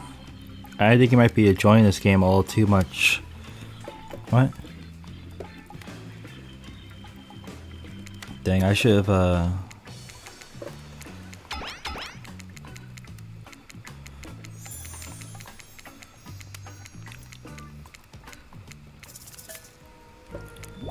I suppose I could tell a story. I don't really want to, but anything. I stole this one from someone. In the past, who is dead now and can't do anything about it. It's called bribe, or technically, I guess, the fiance. One winter, a young couple decided the next spring they would be married. They were madly in love. and could not wait for the snow to melt so they could join in matrimony and unite their souls for eternity. Per the latest bridal trends, they decided to have their wedding ceremony at the edge of the woods by a beautiful, shabby, chic farmhouse. Together, they spent months planning the details of the wedding. The two created invitations, figured out setting arrangements, tasted 100 cakes before setting on the perfect one. They chose Allegro, by the way. So fancy. When it came time to figure out the decorations, however, the bride, or the fiance, I guess, since she wasn't actually married yet, wanted to take the lead and set the style. After all, her boyfriend had been wearing cargo shorts and open-toe sandals for pretty much their entire relationship, so he was definitely not to be trusted. Having decided on a lovely natural setting for a ceremony, the fiancée decided that she would create unique floral arrangements from the local wildflowers that surrounded the farmhouse. As soon as the sun rose on the first day of spring, she set off into the woods. Each day, she spent hours mapping out where the best blooms would be found, prepared to pick them herself the morning of the wedding, so that they'll be at the height of their freshness and beauty. Enamored with the incredible variety of flowers in the woods, she surveyed the bride, or the fiance, since they had not been married, became obsessed with knowing just how many there were, so she could choose the absolute one. When the fateful morning of her big day finally came, the fiance told her husband to be that she had one final errand before the wedding. Excited for the ceremony to come, she dressed in her beautiful white gown and set off into the woods to gather flowers. Treading carefully, she followed her route, selecting only the best stems and collecting them into the basket. However, when she came upon the once familiar clearing, something was not as she suspected. Somehow it was more beautiful now than it had been before, and just the edge of her view was a new bush filled with blossoms so vibrant and colorful. She became dizzy just looking at them. But the fiancée ignored her sudden spell and pressed ahead, scooping up flower after flower, and every time she did, she noticed just further ahead and possibly even more beautiful blossoms. Carried by the sweet fragrance of spring air, the bride crept further and further into the woods until she turned a corner, stepped over a mossy fallen tree trunk, and realized she had been here before. But this wasn't the clearing she had remembered of, or at least not how she remembered it. The flowers were suddenly unripe, decaying, falling from their stems into festering moldy piles on the floor. Where bees had been, now only flies buzzed. Where the scene of flowers had once intoxicated her, the odor of mildew now made her sick. She turned and looked back, but the path was dark. Into the shadowy glen she walked and walked and walked. That day, as guests gathered at the farmhouse, the fiancée was nowhere to be seen. Her friends, family, and love began to look for her, but to no avail. They searched the pasture, the tree line, and into the forest. There were no beautiful wildflowers or young lovers to be seen. Just dead old trees, trampled vines, and moss-covered rocks. The fiancé stayed a fiancé for eternity, always wandering, looking for fresher blooms to clip, but never finding them. Struck by a never-ending search for perfection, unable to see what your love for who you truly are. Someone we know.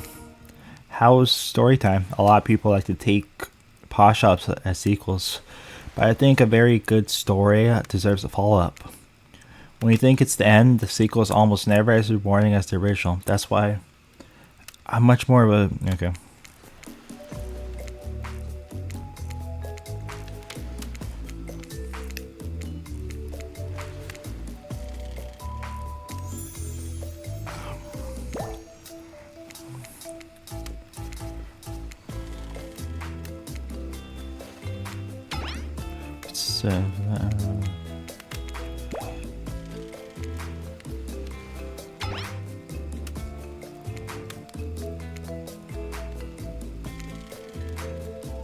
Okay. We're still going for Spirit. Spirit? Oh, you picked me? Yay. Sorry, that's rude of me. I despise phoniness, so I should be honest with you. For interesting company, and I love the idea of winning over those other killers at all costs, even when I hate the game and the prize. But I had a long day. flowing subvertly expectations, grinding my teeth as I imagine sweet revenge. Takes a lot out of me. So don't stop bringing your A game, alright? It might seem like I hate everything, and get to really know who I am. It's an impossible task. Not worth trying, but too bad. You won't know unless you search deep inside of yourself and bring something you've got. Should just say the exact right thing at the right time and melt my cold heart in an instant. I don't know the rules here any better than you do. See you at the bar, I guess. Cool. You arrive at the bar to find Dwight and Claudette both holding cocktail shakers, surrounded by a bevy of bottles for assorted boozes. Who's ready to get wasted? As you know, I don't drink, so not me. Unless you mean wasted as in killed, in which way? In which case, Dad, if you're a hero somewhere, I will find you and waste you for what you've done to me. You really don't drink ever? Is that a because it will just follow a hole of your stomach thing, or? I don't really drink alcohol because alcohol is a poison of the body and the mind. I don't need to act like a fool to have a good time thing. Then why did you choose a Masala legend as your romantic nighttime activity? Everyone knows this type of day is just an excuse to get loaded up on booze and make terrible decisions. It's true, not a single person has ever learned anything at one of these things. Dwight, now that's not true. You learn how to tie a cherry knot in a stem using only your tongue. Whoa. Who ordered a soda with splash in my private business? Because that's off the menu. Well, I know I'm drinking to forget tonight. Mixology is a real thing, and it doesn't require alcohol to be interesting. I have you know that I worked at a restaurant before I was violently executed by your father, on whom you will have your bloody vengeance, right? Right, so be it. How about you, boy? Do you drink? Stay sober. I've got an impression that tonight will be a night I want to remember perfectly, so I'm going to pass on the alcoholic drinks. Here. Alcohol is a false escape. Besides, it's not like sober people can't have fun. You watch as Spirit picks up a plump cherry and roughly stabs a little plastic sword through it. Cherry juice splatters everywhere, and its little fruity guts splat out into Spirit's lap. Oopsie. One upside to wearing black, it hardly shows stains. No take-backsies. So lovebirds, what drink shall we make? Dark and stormy. How about a dark and stormy drink for my dark and stormy Nate? Okay, please allow us to demonstrate how a dark and stormy is made. First rum, or in this case rum extract, and a bit of apple juice is poured over ice, and then fresh ginger is added in, garnished with lime wheel. And drink, then. Do you think you're up to the challenge of replicating this recipe, boy? Replicating rum substances and ginger beer over ice? Don't forget the lime wheel. Rum substitutes and ginger beer over ice with a lime wheel. Not sure I appreciate your tone, but yes, you got it. You're natural, a sassy natural. You and Dwight might have more in common than, don't you there? Cherry seems to be in a lovely mood as she sips her dark and stormy. She's not really rolling her eyes at your petty behavior. On cue, a little dark storm begins to make its way in from the ocean. You taste your own dark and stormy as you watch the clouds approach. It's quite refreshing. Isn't this fun? Honestly, it's the most drama-free fun I've ever had in a while. And since you picked a simple but delicious drink, you've got plenty of time to relax. Want to make out a little? You breathe in a sip of your drink and immediately begin to cough before you get a yes out. Lightning strikes a palm tree on the beach and immediately starts a fire. The activity ends roughly as Claudette and Dwight usher the two of you away from the bar. Dang. The gang's all together again on the volleyball court. Seems like only yesterday you were sitting on the sidelines watching everyone get sweaty. Yes, it was. Oi, feels like I've been here a lot longer than that actually. It's so late that the sun is already beginning to rise. Better get this over with quickly so that you can get some breathe rest. I do not recommend the eternal damnation of perpetual narrator doom. Good thing you've really used your time well since then. Really getting to know the gang, the brain, the module, the basket case, the psychotic bunny girl. You know, the 4 types of people. Anyway, everyone's gathered on the volleyball court for a new type of game. Pitch your dream date and see who boy chooses. Yeah, I already did this one, so.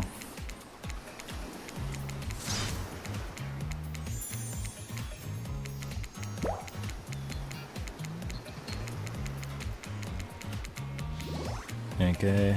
Here's Spirit. Figure, damn it, you watch your words with those people. Tomorrow you'll spit in the face of God, die, and be reborn anew. That's it? If you're not intrigued by that, I don't want you. Go draw a grand art with Chopper, dig up whatever mysteries you rate. I don't know what these guys do all day. Do you want to at least specify which god you'll be spitting in the face of? All of them. Okay then, so hydrate tonight if you intend to hang out with Spirit. And time's up everyone. Gosh, you'll need to dream about these options if you're ready to choose in the morning.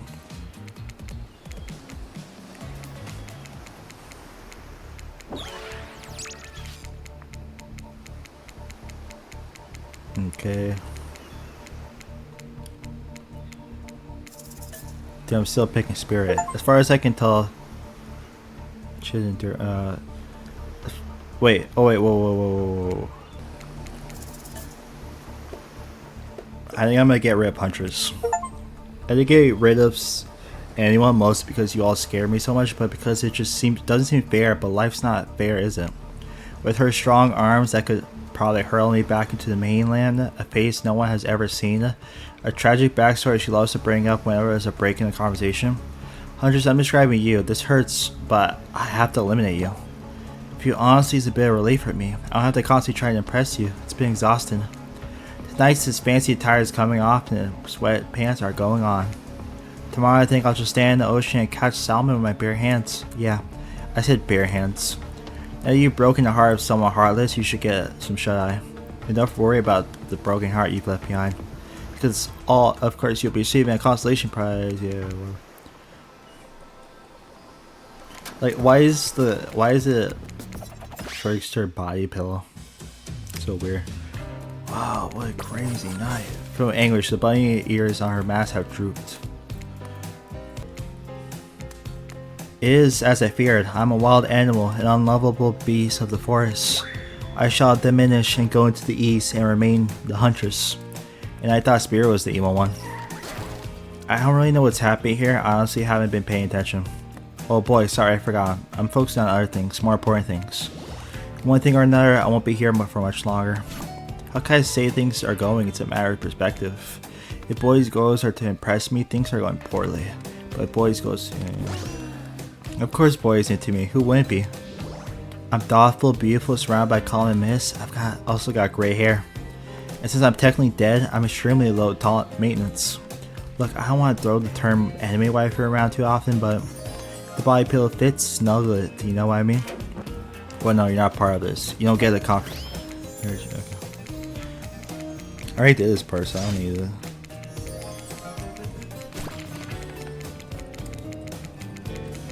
Yes, go away so I can just continue.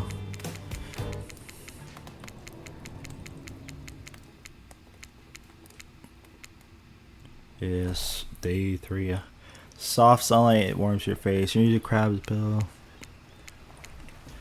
Sun flutters, but if someone is in love, or you've been infected with zombie butterflies, it's time. Fly just over to the beach. Okay. Got a cool head and treat your goat with dignity and respect, so don't tell anyone we told you this, but Clyde Dwight look conspiracy. Just a little bit of hint for you going forward. Don't try to get all the way with a killer who isn't into you. Yeah, okay. So ready of course or not, you're too bad on schedule. Slot in Dwight, stand up to the side, hands behind it. It's been 24 hours, yeah.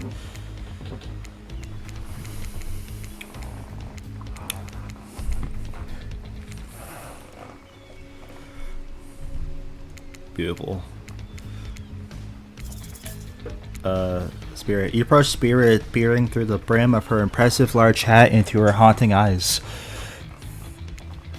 Since I first met you, I've been enchanted by your presence. You challenged me to be a better person and resist the urge to show me the sharp end of your katana. For that, I thank you. I'm ready to take our relationship to the next level. And we shall, up to the eye of the dark storm that is our reality, till lantern room of the black lighthouse. It's time to see what you're made of, boy. I thought it would be nice to start the day out on Trapper's yacht before we head up to the black lighthouse. Even if I kind of hate this basic tropical vacation stuff like yachts and snorkeling or whatever, it's good for you to see in the sun a little bit. There's more to me than what you've gotten to experience. I know that my whole vibe can be a little dark. The hat, the swimsuit, the plum of flowing hair. This wasn't what I was. I was a normal young woman once. Went to school, hung out with friends.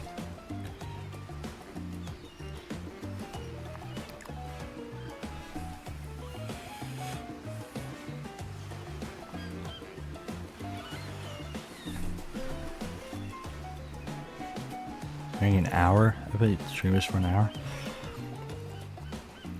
I even had a part-time job working at a restaurant in town. And well, I know what happened. Your father, he murdered me and I woke as an undead adventurer. That's not what I was getting at. Something else happened to me. I realized I need to be seen. I don't even know by whom. A lot of time when you think about ghosts, they're kind of like see-through, flickering specters. You imagine reaching out and having your hand go right through them. Ooh, like that sort of thing. Maybe there's some warpy effect on the world around you. I don't know. Depends on which movie you're watching. But when I died, well, I dare you to try and reach your hand through me. Not really. That's not an invitation. It's rhetorical. Why did I end up this way? Who brought me to this island? Who knows? I sure don't. I've got my ideas. But I'm not exactly out there digging around in caves or dusting up antiques and trying to find clues and analyze their meanings. I do want to take this experience seriously though. I want to give the process a chance. It may be a dumb process and one that I have extremely little respect for as a person. But you just woke up on this beach with no memory of who you are and where you came from, and rather than freak out and simply try and swim away, you're giving this a chance.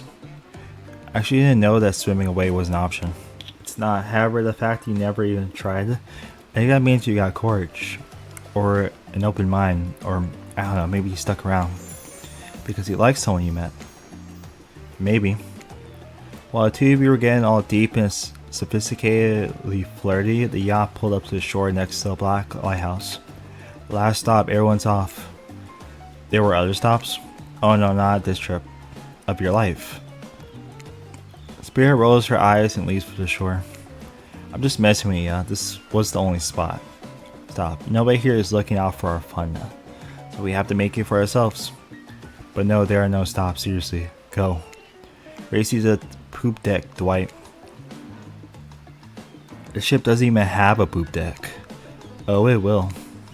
As you disembark, you see Dwight and Claudette run giggling across the ship.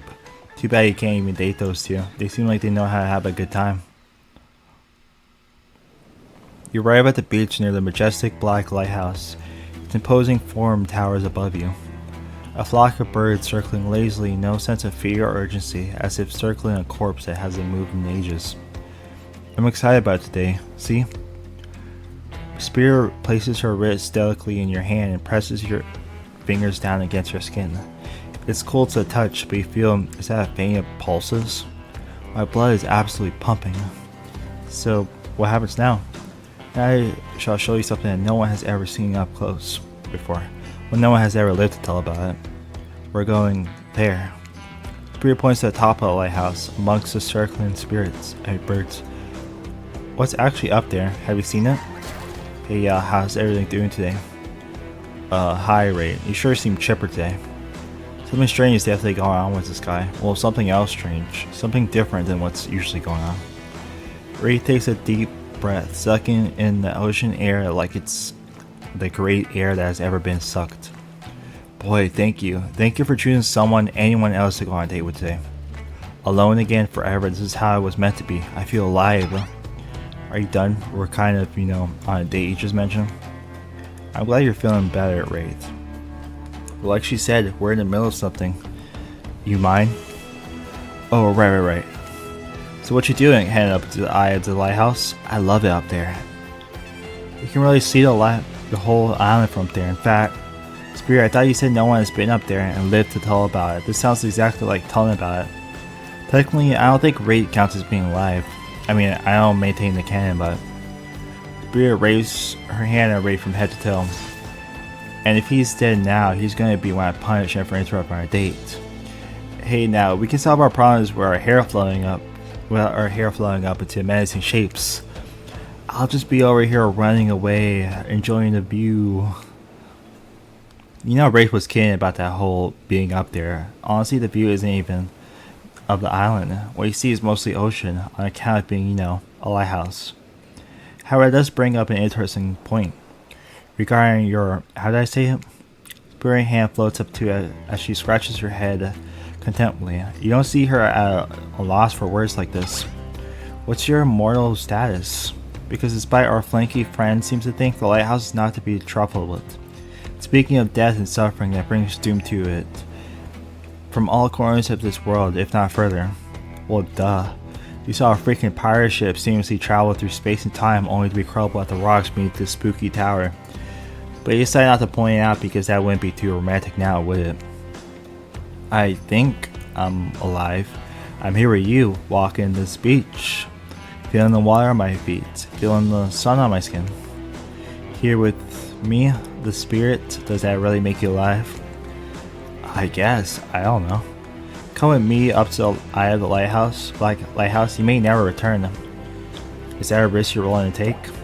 Because we have something, I won't deny it, I feel it. I hate for you to simply turn to ash. If we were to commit right here and now to figure this out as friends, we would put the risk off for another time. Just be friends? Ouch, this is a way of letting you down easy.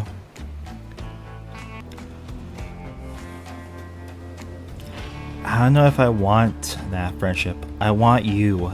That's why I choose you. I can't decide this for you. I can only warn you that it may not be safe. You might die up there, and there's nothing I can do about it. Go up, maybe die. You take a risk. You take a deep breath and think about every particle of sea air as it travels into your body and fills your lungs. Maybe the last time you have such a thought, but you feel strangely at peace with your information. I don't need another friend. I want something more. I risk my life for it. Spirit smiles, a quirky, devilish smile. Right this way.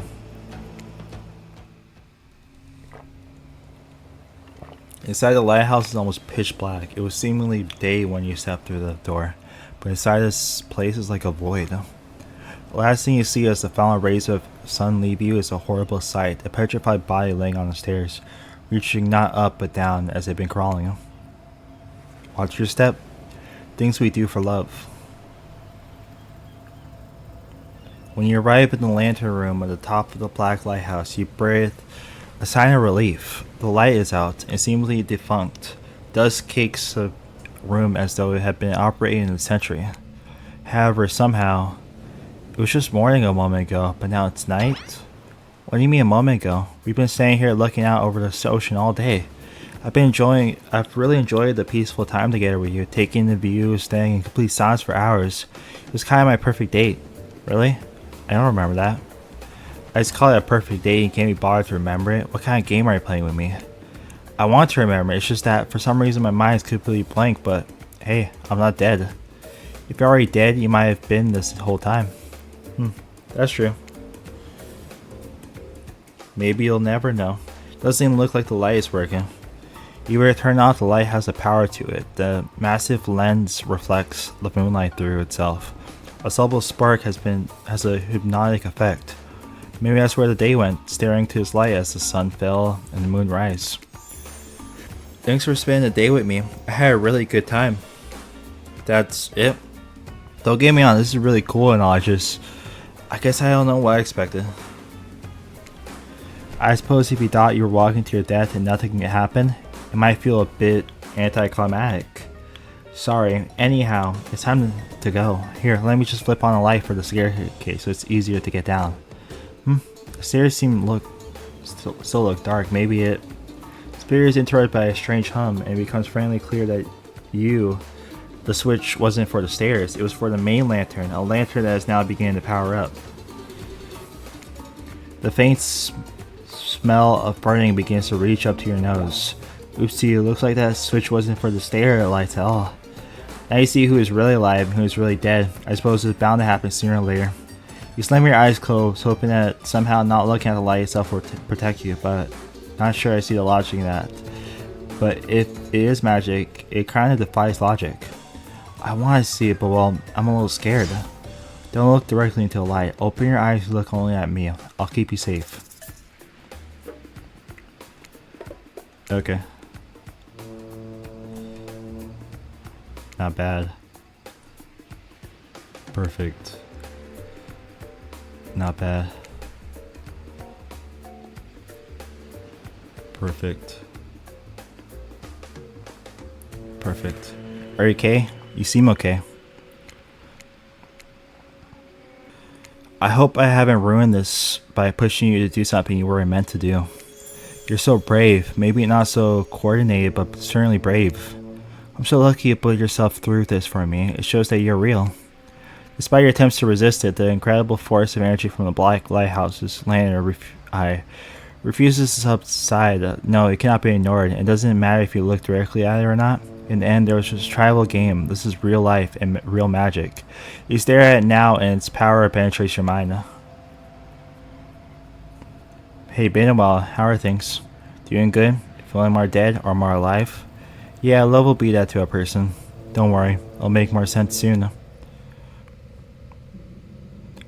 You wake up to hear Spirit's muffled voice. You've got a terrible taste in your mouth like burnt hair. The air feels damp and smells like ash. It takes time for a sound to clear up, but eventually Spirit's words start to make sense to you. However, it's clear she's talking to someone else, not you. You know how sometimes people say it's not you, it's me? Well, it's time. It is you, and it's also me. I can't believe I thought you would change for me. I can't believe that you were doing was a sacrifice. You never gave up anything for me. Well, today, I saw what love looks like a whole lot different than this. I don't think you're hearing me, which is weird because I'm practically shouting. Nobody breaks up with Trapper. Nobody. Oh yeah? Fine. Nobody breaks up with Trapper, but I'm not doing that. I'm dumping. Don't you say it. I'm dumping Evan Macmillan, and there's nothing you or he can do about it. It's over between us, Evan. Trapper turns from Spirit and looks directly at you. You realize you're laying on the ground in some weird tunnel. I think they're shouting, woke up boy.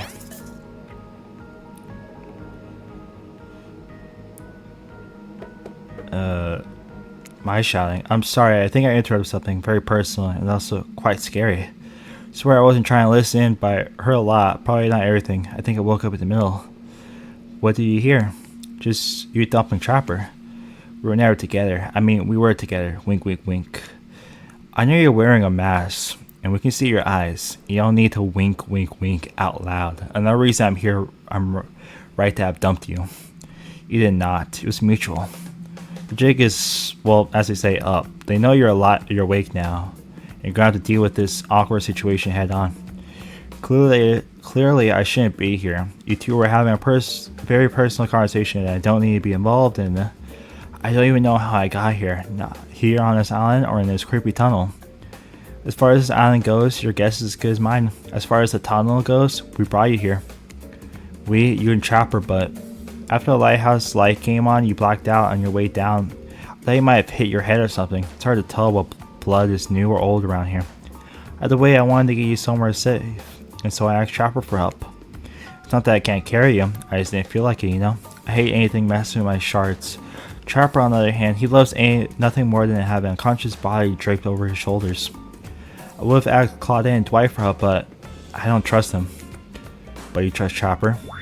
Like and trust are two different things. You might think Trapper can be a real jerk, and you'll be right. But you get what you see with him. We brought you down here because we're the only ones who know about this place. It's part of an old tunnel network that connects different places on the island. What's up, guys? Talking island mysteries, my favorite topic. I was just in the neighborhood, so I thought I'd pop in. Trapper, you said this place was private. Don't look at me. I didn't tell him about it. Half of the appeal of this spot is getting away from people like him. Well, jeez, I can see why I'm not wanted. So you three a throuple now, or? Because I gotta say, I really didn't get the whole trapper spirit thing, but hey, not my business.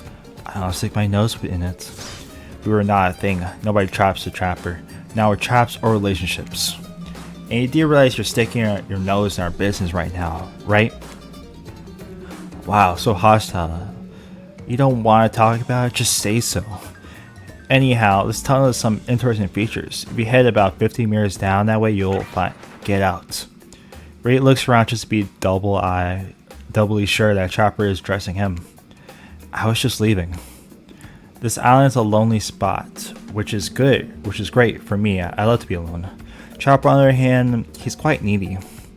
After a lot of pursuit, I finally let him catch up to me. And he became, well, I don't want to call it a relationship because somebody really didn't want to have that talk, but we were more than friends. I dispute the event as toads. As for the record, I don't pursue. I stalk and I lie in wait. Saying eye to eye was not one of the worst, one of the things we were good at. So I hate to ask, but I did just ask look into a refrigerator-sized death lamp, so I guess I'm more of a glutton for punishment than I thought. What are you good at? Well, for starters. Excuse me, I'll take that question. Thank you very much. You know anything about me now? It's that I'm on a quest. For revenge? Exactly. Well, you might know Chopper's like a great classical maestro of revenge. Chopper blushes behind the mask. That's one way to compliment a killer. Revenge against friends who had turned their back and betrayed him. Revenge against his father for making him into a monster. Revenge against a barista who wrote Edwin on his cappuccino knowing his name was actually Evan. For someone who thinks about revenge as much as I do, Chopper is an inspiration.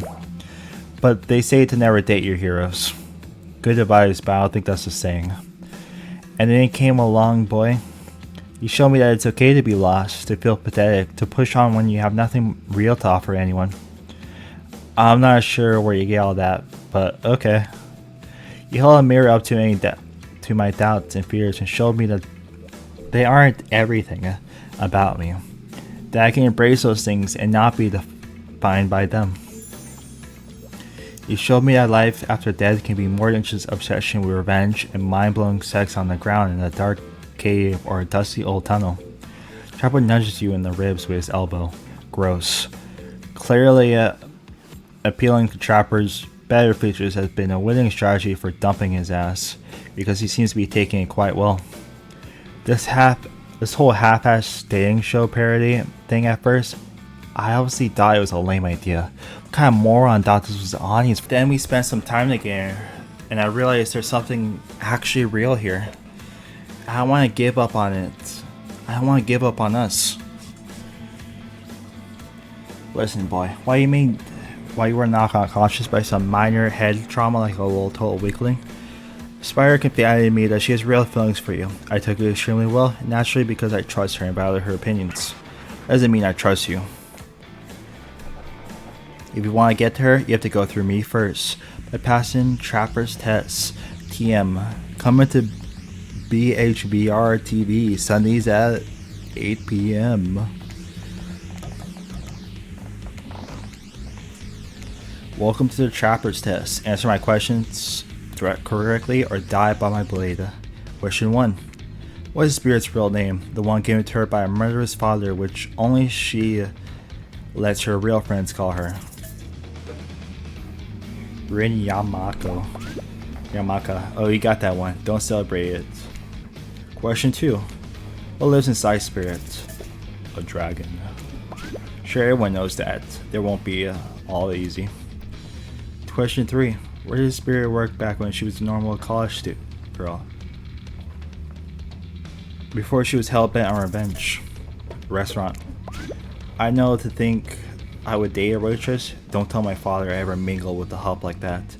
He'll be so disappointed in me. Question 4. What's Spirit's favorite color?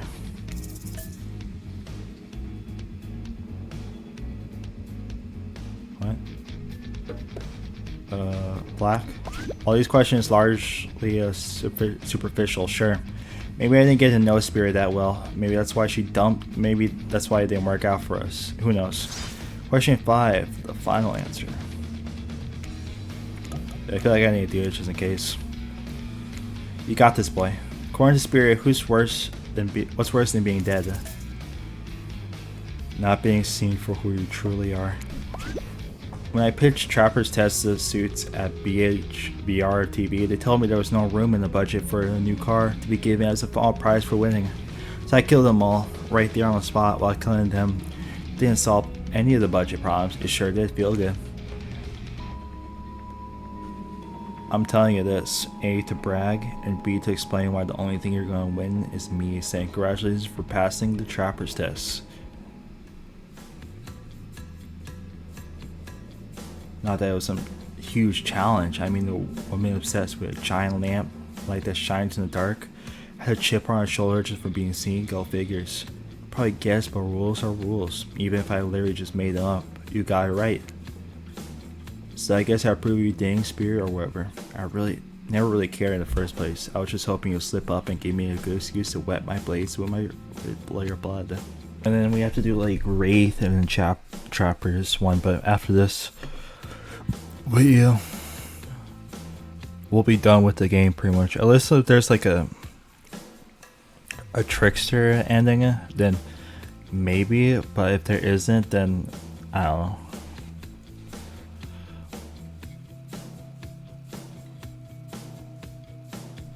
Regardless, let's get this done. Maybe I'll find a reason tomorrow. For now, you two have fun. Wink, wink, wink. Chopper out. I'm sorry you had to endure that. What, 5 measly questions? It was nothing. Not even that. As ridiculous and unnecessary as it was, the whole thing. The waking in a random tunnel, the overhearing our arguments, the news that Trapper and I had something going on, and the stupid quiz, all of it, especially the whole Trapper out catchphrase. It's only because I actually like you. None of it would have happened if it didn't. And I like you too, Spirit. Please, call me Rin. Rin. I didn't really feel like our lighthouse experience was complete. There was something else I wanted to show you.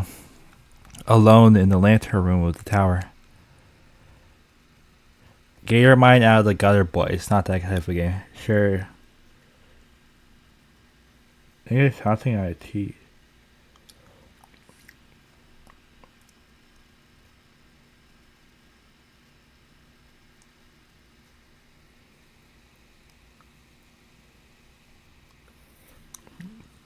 Get your mind out of the gutter, boy. Okay. What's that? Hold on a second. I'm being told, no, wait, it is that type of game. Disregard the gutter comment. Come back there with me. There's no place I'd rather be. Oh, are we actually doing this?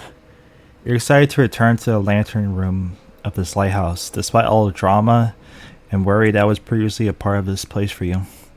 More importantly, you're excited to be there with Spirit, which makes it all the more crushing, huh? When you're interrupted by the arrival of Claudette and Dwight. Claudette, Dwight, funny seeing you here. Wait, did I say funny? I mean tragic. Tragic? I don't think so. What could be tragic about a family reunion? Those aren't always joyous occasions in my experience. Before they can explain what that's even supposed to mean, the lighthouse begins to howl a low, frightening sound. The lens begin to glow in a now familiar way. You prepare to shield your eyes in case something bad happens to you again. Now isn't it time for any reality show adjacent shenanigans? Dwight, Claudette, shield your eyes. We don't know what the lighthouse will... Now, please don't interrupt. You'll think after all of this time you'll know that we've got your best interest in mind. Wait, what? No, of course, I don't think that I... Got wax in your ears, friend? I ask you not to interrupt. Too late. The black light flares. In the darkness you see something horrible and strange. In the place of Claudette and Dwight are two ghoulish silhouettes. But before you can focus on them, the light passes and the two survivors are returned to their normal states. It's breezy up here. I should have packed a sweater. What in the hairy hell? Hey, watch your language. You shouldn't speak that way. Around... You're out. Whoa, no way. They actually related to one another? Grandpa, my little Rin, you're such a woman now. They grow to be so fat. Wait, hang on. The uni is related to the spirit. What?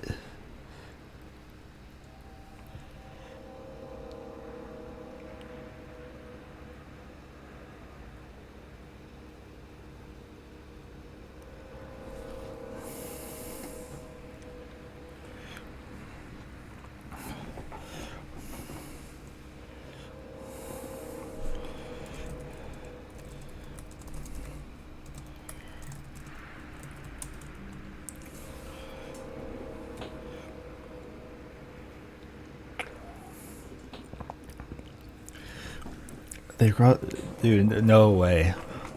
Oh, what? Boy, meet Grandpa Kazan Yamamoka. Well, technically not just Grandpa. Technically, he's my great grandpa. But that's a lot of greats to say in a row. I haven't seen my little Rin since I watched over her from the afterlife when she was just a girl. And I expect you of all to say the greats. It's a matter of honor and respect, especially Rin. She can do whatever she wants. My precious little angel, but you. Dude, what?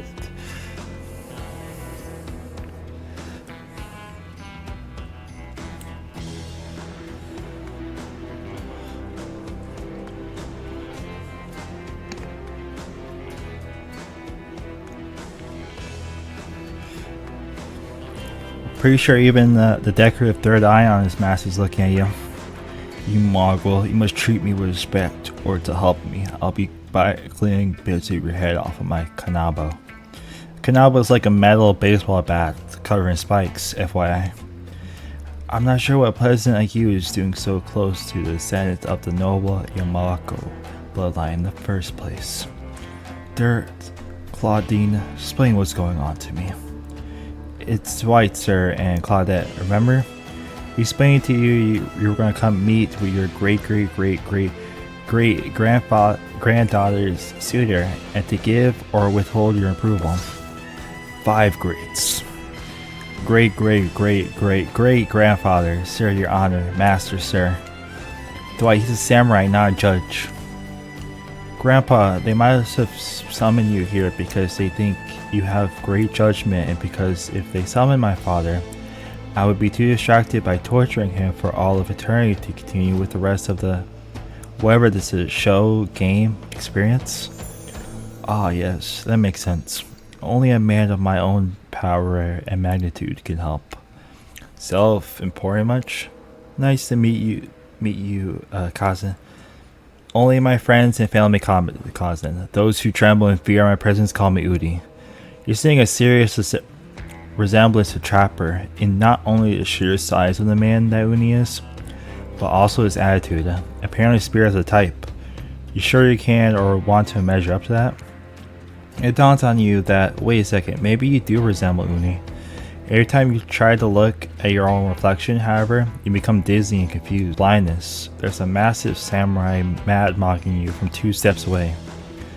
Well, you don't scare me at all, so I'll stay with Kazan.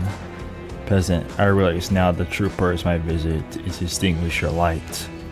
Uni waves his katana in the air at you menacingly, but great grandfather like great granddaughter apparently. Hold up there, grandpops, not so fast. You're only supposed to kill them if they deserve it. First, you should get to know them a little better. Young people these days, always waiting to kill, since they must deserve it. Back in my day, you did what needed to be done because your nobility depended on it. In his day, for such an imposing presence, he sure is giving off serious old man yells like Cloud vibes. You see, when I was a young man, we didn't have any foreigners in our land. Didn't need them. We had an abundance of culture already, a little too much if you ask me. But I didn't make the rules. The rulers did exactly how it should be. Literature, arts, commence, theater, fashion, poetry, puppet shows, great ghost stories, courtesans, gambling, fighting, fine dining, fast food, public executions. What were we talking about? Spirit giggles at her great. Okay, I'm not saying all these every time. At Uni's forgetfulness. You wonder, does she even like this guy? She sure hates her father, so. Listen up, oh man. We don't have time for your list of every activity available to a samurai in the entirety of the Edo period. Silence, peasants. You're showing your ignorance. Samurai were forbade from many activities that didn't benefit the Bushido code, such as attending certain theatrical performances. For instance, sometimes, however, a samurai put on disguise in order to seek entertainment. Now, I'm not saying I did it because I had honor, and a body built like an entire castle that's quite hard to hide.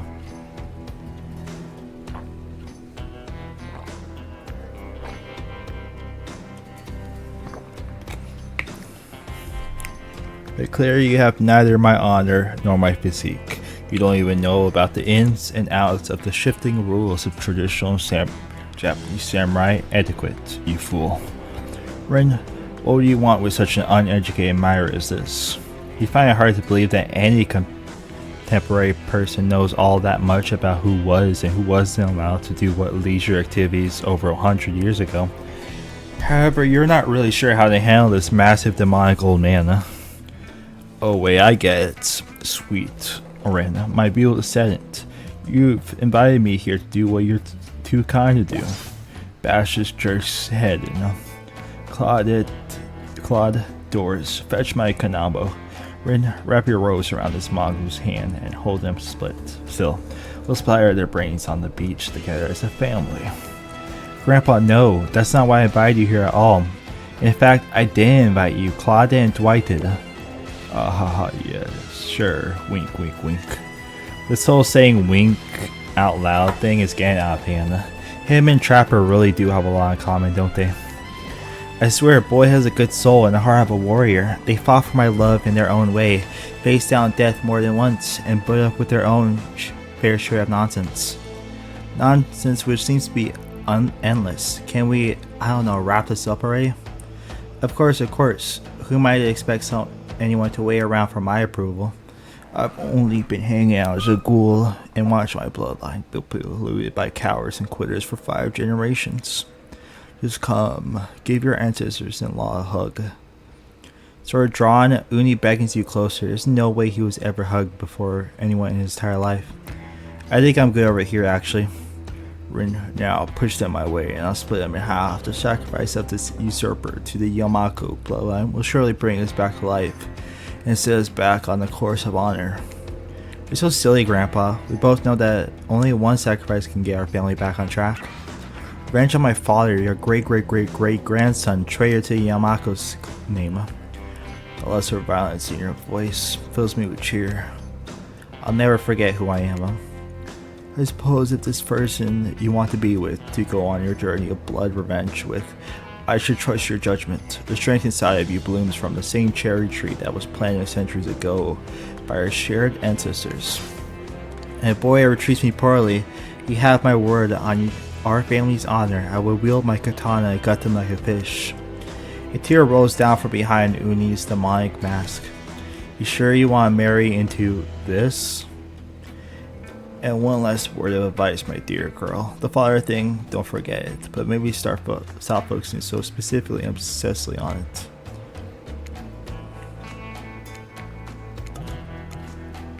What he did, it was awful, but it was already done. Do something for yourself now. Just my 2 cents. Be well, Ren. I will see you again soon. Now let's go, servants. Clint and Denise, return me to the stables. I assume my dragon has been fed and tended to.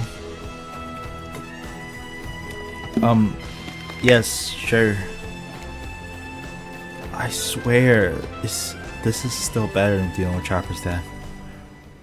I'm sorry if I was disrespectful to your great-great-great-great-grandfather. He seemed like a very special man.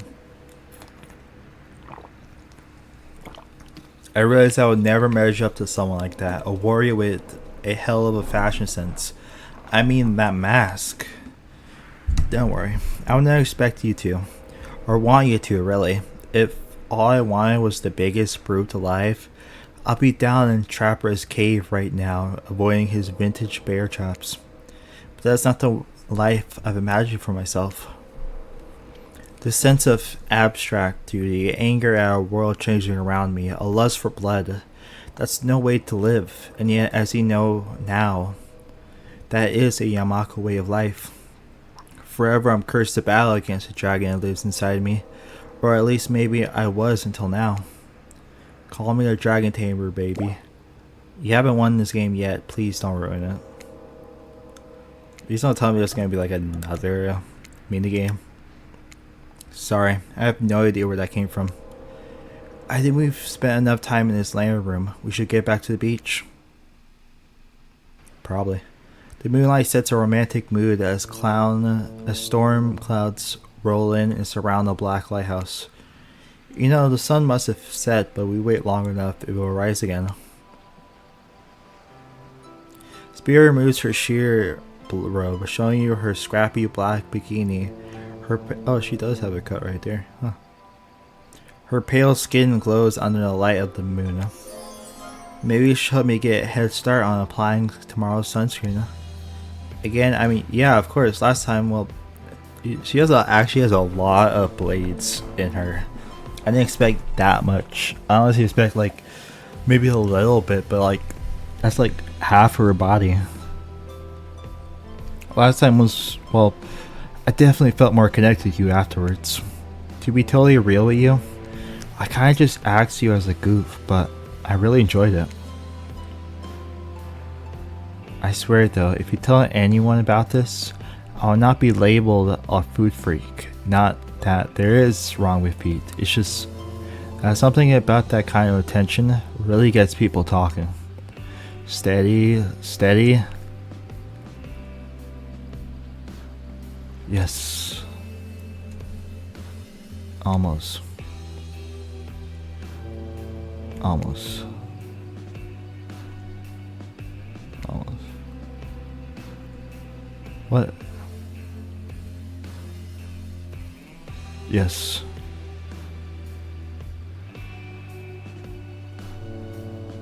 Almost.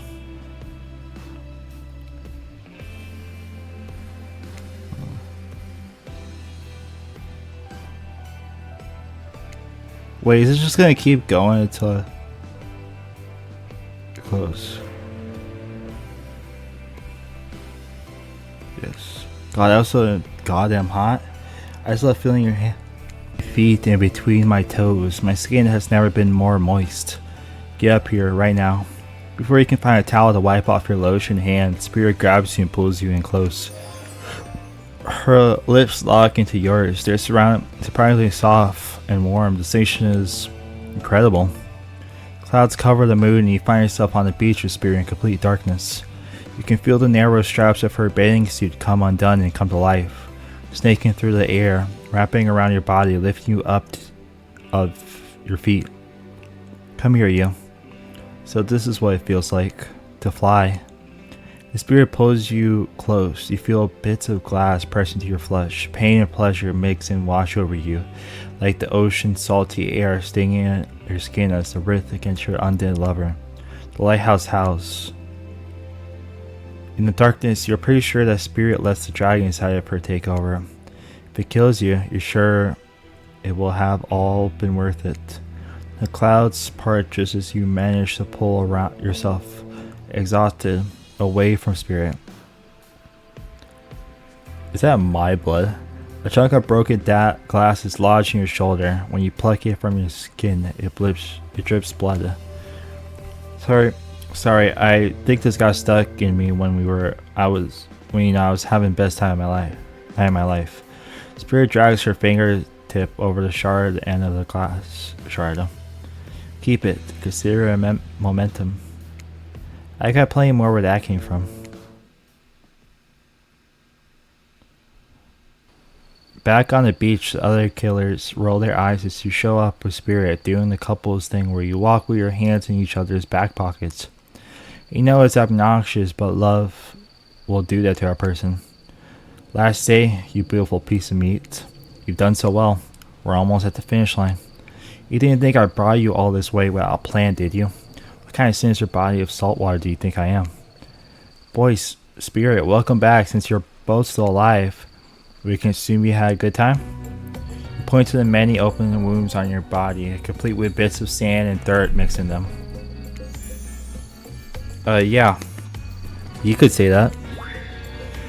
I think some of those might be infected. You should really check them out. If you're really going through with this, the thing you should get checked out is your head, my friend. The Spirit's completely nuts. You won't survive a week dating her. Didn't you just give your blessing like 3 scenes ago? You might think that she's all sad and introspective, but the truth is she's a demon hell-bent on revenge, who will ultimately stop at nothing to satisfy the lust for blood, for death that courses through her veins. I can't get her out of my mind. Duh, I know all that. I think it's hot. She's a goth girlfriend in my dreams. You're just jealous you lost her, so you're just trying to run me out of town. Well, guess what? I'm not scared of you. I'm with Rin now. She's got my back, literally. She carved her name in it with a piece of broken glass. Thank God it was only 3 letters long. Alright. We get it. Everyone's super tough. All you do is kill. No matter what. But you gotta show it finished, and this is the finale. So we need you to hold on for just a moment longer. After all, that was the point of this whole experience, to give even the most demented killers a chance at finding love. And it worked. To think my official bio called me distinctly below average. Well, look at me now, world. I'm going to officiate the wedding of 2 complete maniacs. Please, Spirit, take this booklet and prepare your vows. As soon as you both say I do, we can send you off on your exclusive honeymoon. Hold up, nobody's saying I do today. And nobody's... Wait, what? Marriage is a chaste social institute put into place by men in power thousands of years ago to contain their control on the world. I'm not interested in playing their game. I'm not interested in doing what anyone tells me or living by any rules that I don't believe in, deep down in my heart. In fact, now that I think about it, I don't remember being asked if I want to be part of this bootleg reality TV bullshit in the first place. Did anyone here agree to this? I'm still not entirely sure what's going on. Spirit has manifested her katana, and in a moment the mood has changed from a romantic climax to a place of terror. Whoa, we're all just having fun here. You just say I do, we can... I won't. With a slice of her blade, Claudette is now no more replaced by 2 halves of Claudette, neither of which are specifically alive. Dwight is horrified. There's a chance he actually wet himself. Luckily for him, Naki hides a lot of things. Unlucky for him, urine isn't one of them. Meanwhile, Trapper, Huntress, and Wraith are eating popcorn. Where do they get popcorn? You're under the impression that Claudette and Dwight did all that cooking right here, so now's not the time to think about who popped the popcorn. A gruesome murder just happened. This is for you.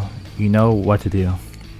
Spirit hands you her katana. You look on whimpering Dwight and feel everyone waiting for you to put him out of his misery. Look, boy, we're on a very tight schedule. You respect schedules, right? If you kill me, I'm afraid what comes next, so I don't know. Could you not? You think back to a strange moment in the lantern room of the lighthouse. When the light hit Dwight, there was something off about it. As if he wasn't real, or at least not really human. But is that a good reason to do him in with Spirit's katana, or is it actually a reason not to kill him? This doesn't make sense. The only thing that makes sense is taking control, taking it away from them, taking it into your own hands and carving out a new destiny for yourself. Kill this pathetic worm, kill him and join me on my mission. Together, we will be unstoppable. That's quite an offer. What are you going to do? I guess kill him. You raise Spirit's katana, and with the ease of slicing a wedding cake, you come into his dead body slumps on the ground in front of you.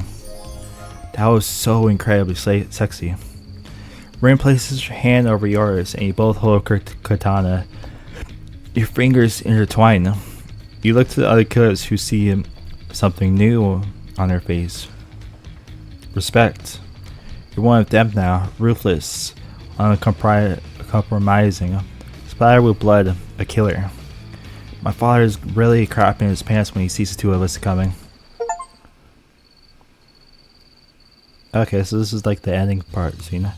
What are you waiting for, lover? You sit on the beach below the black lighthouse, watching seagulls devour the liver of a dead pirate who was washed up on shore.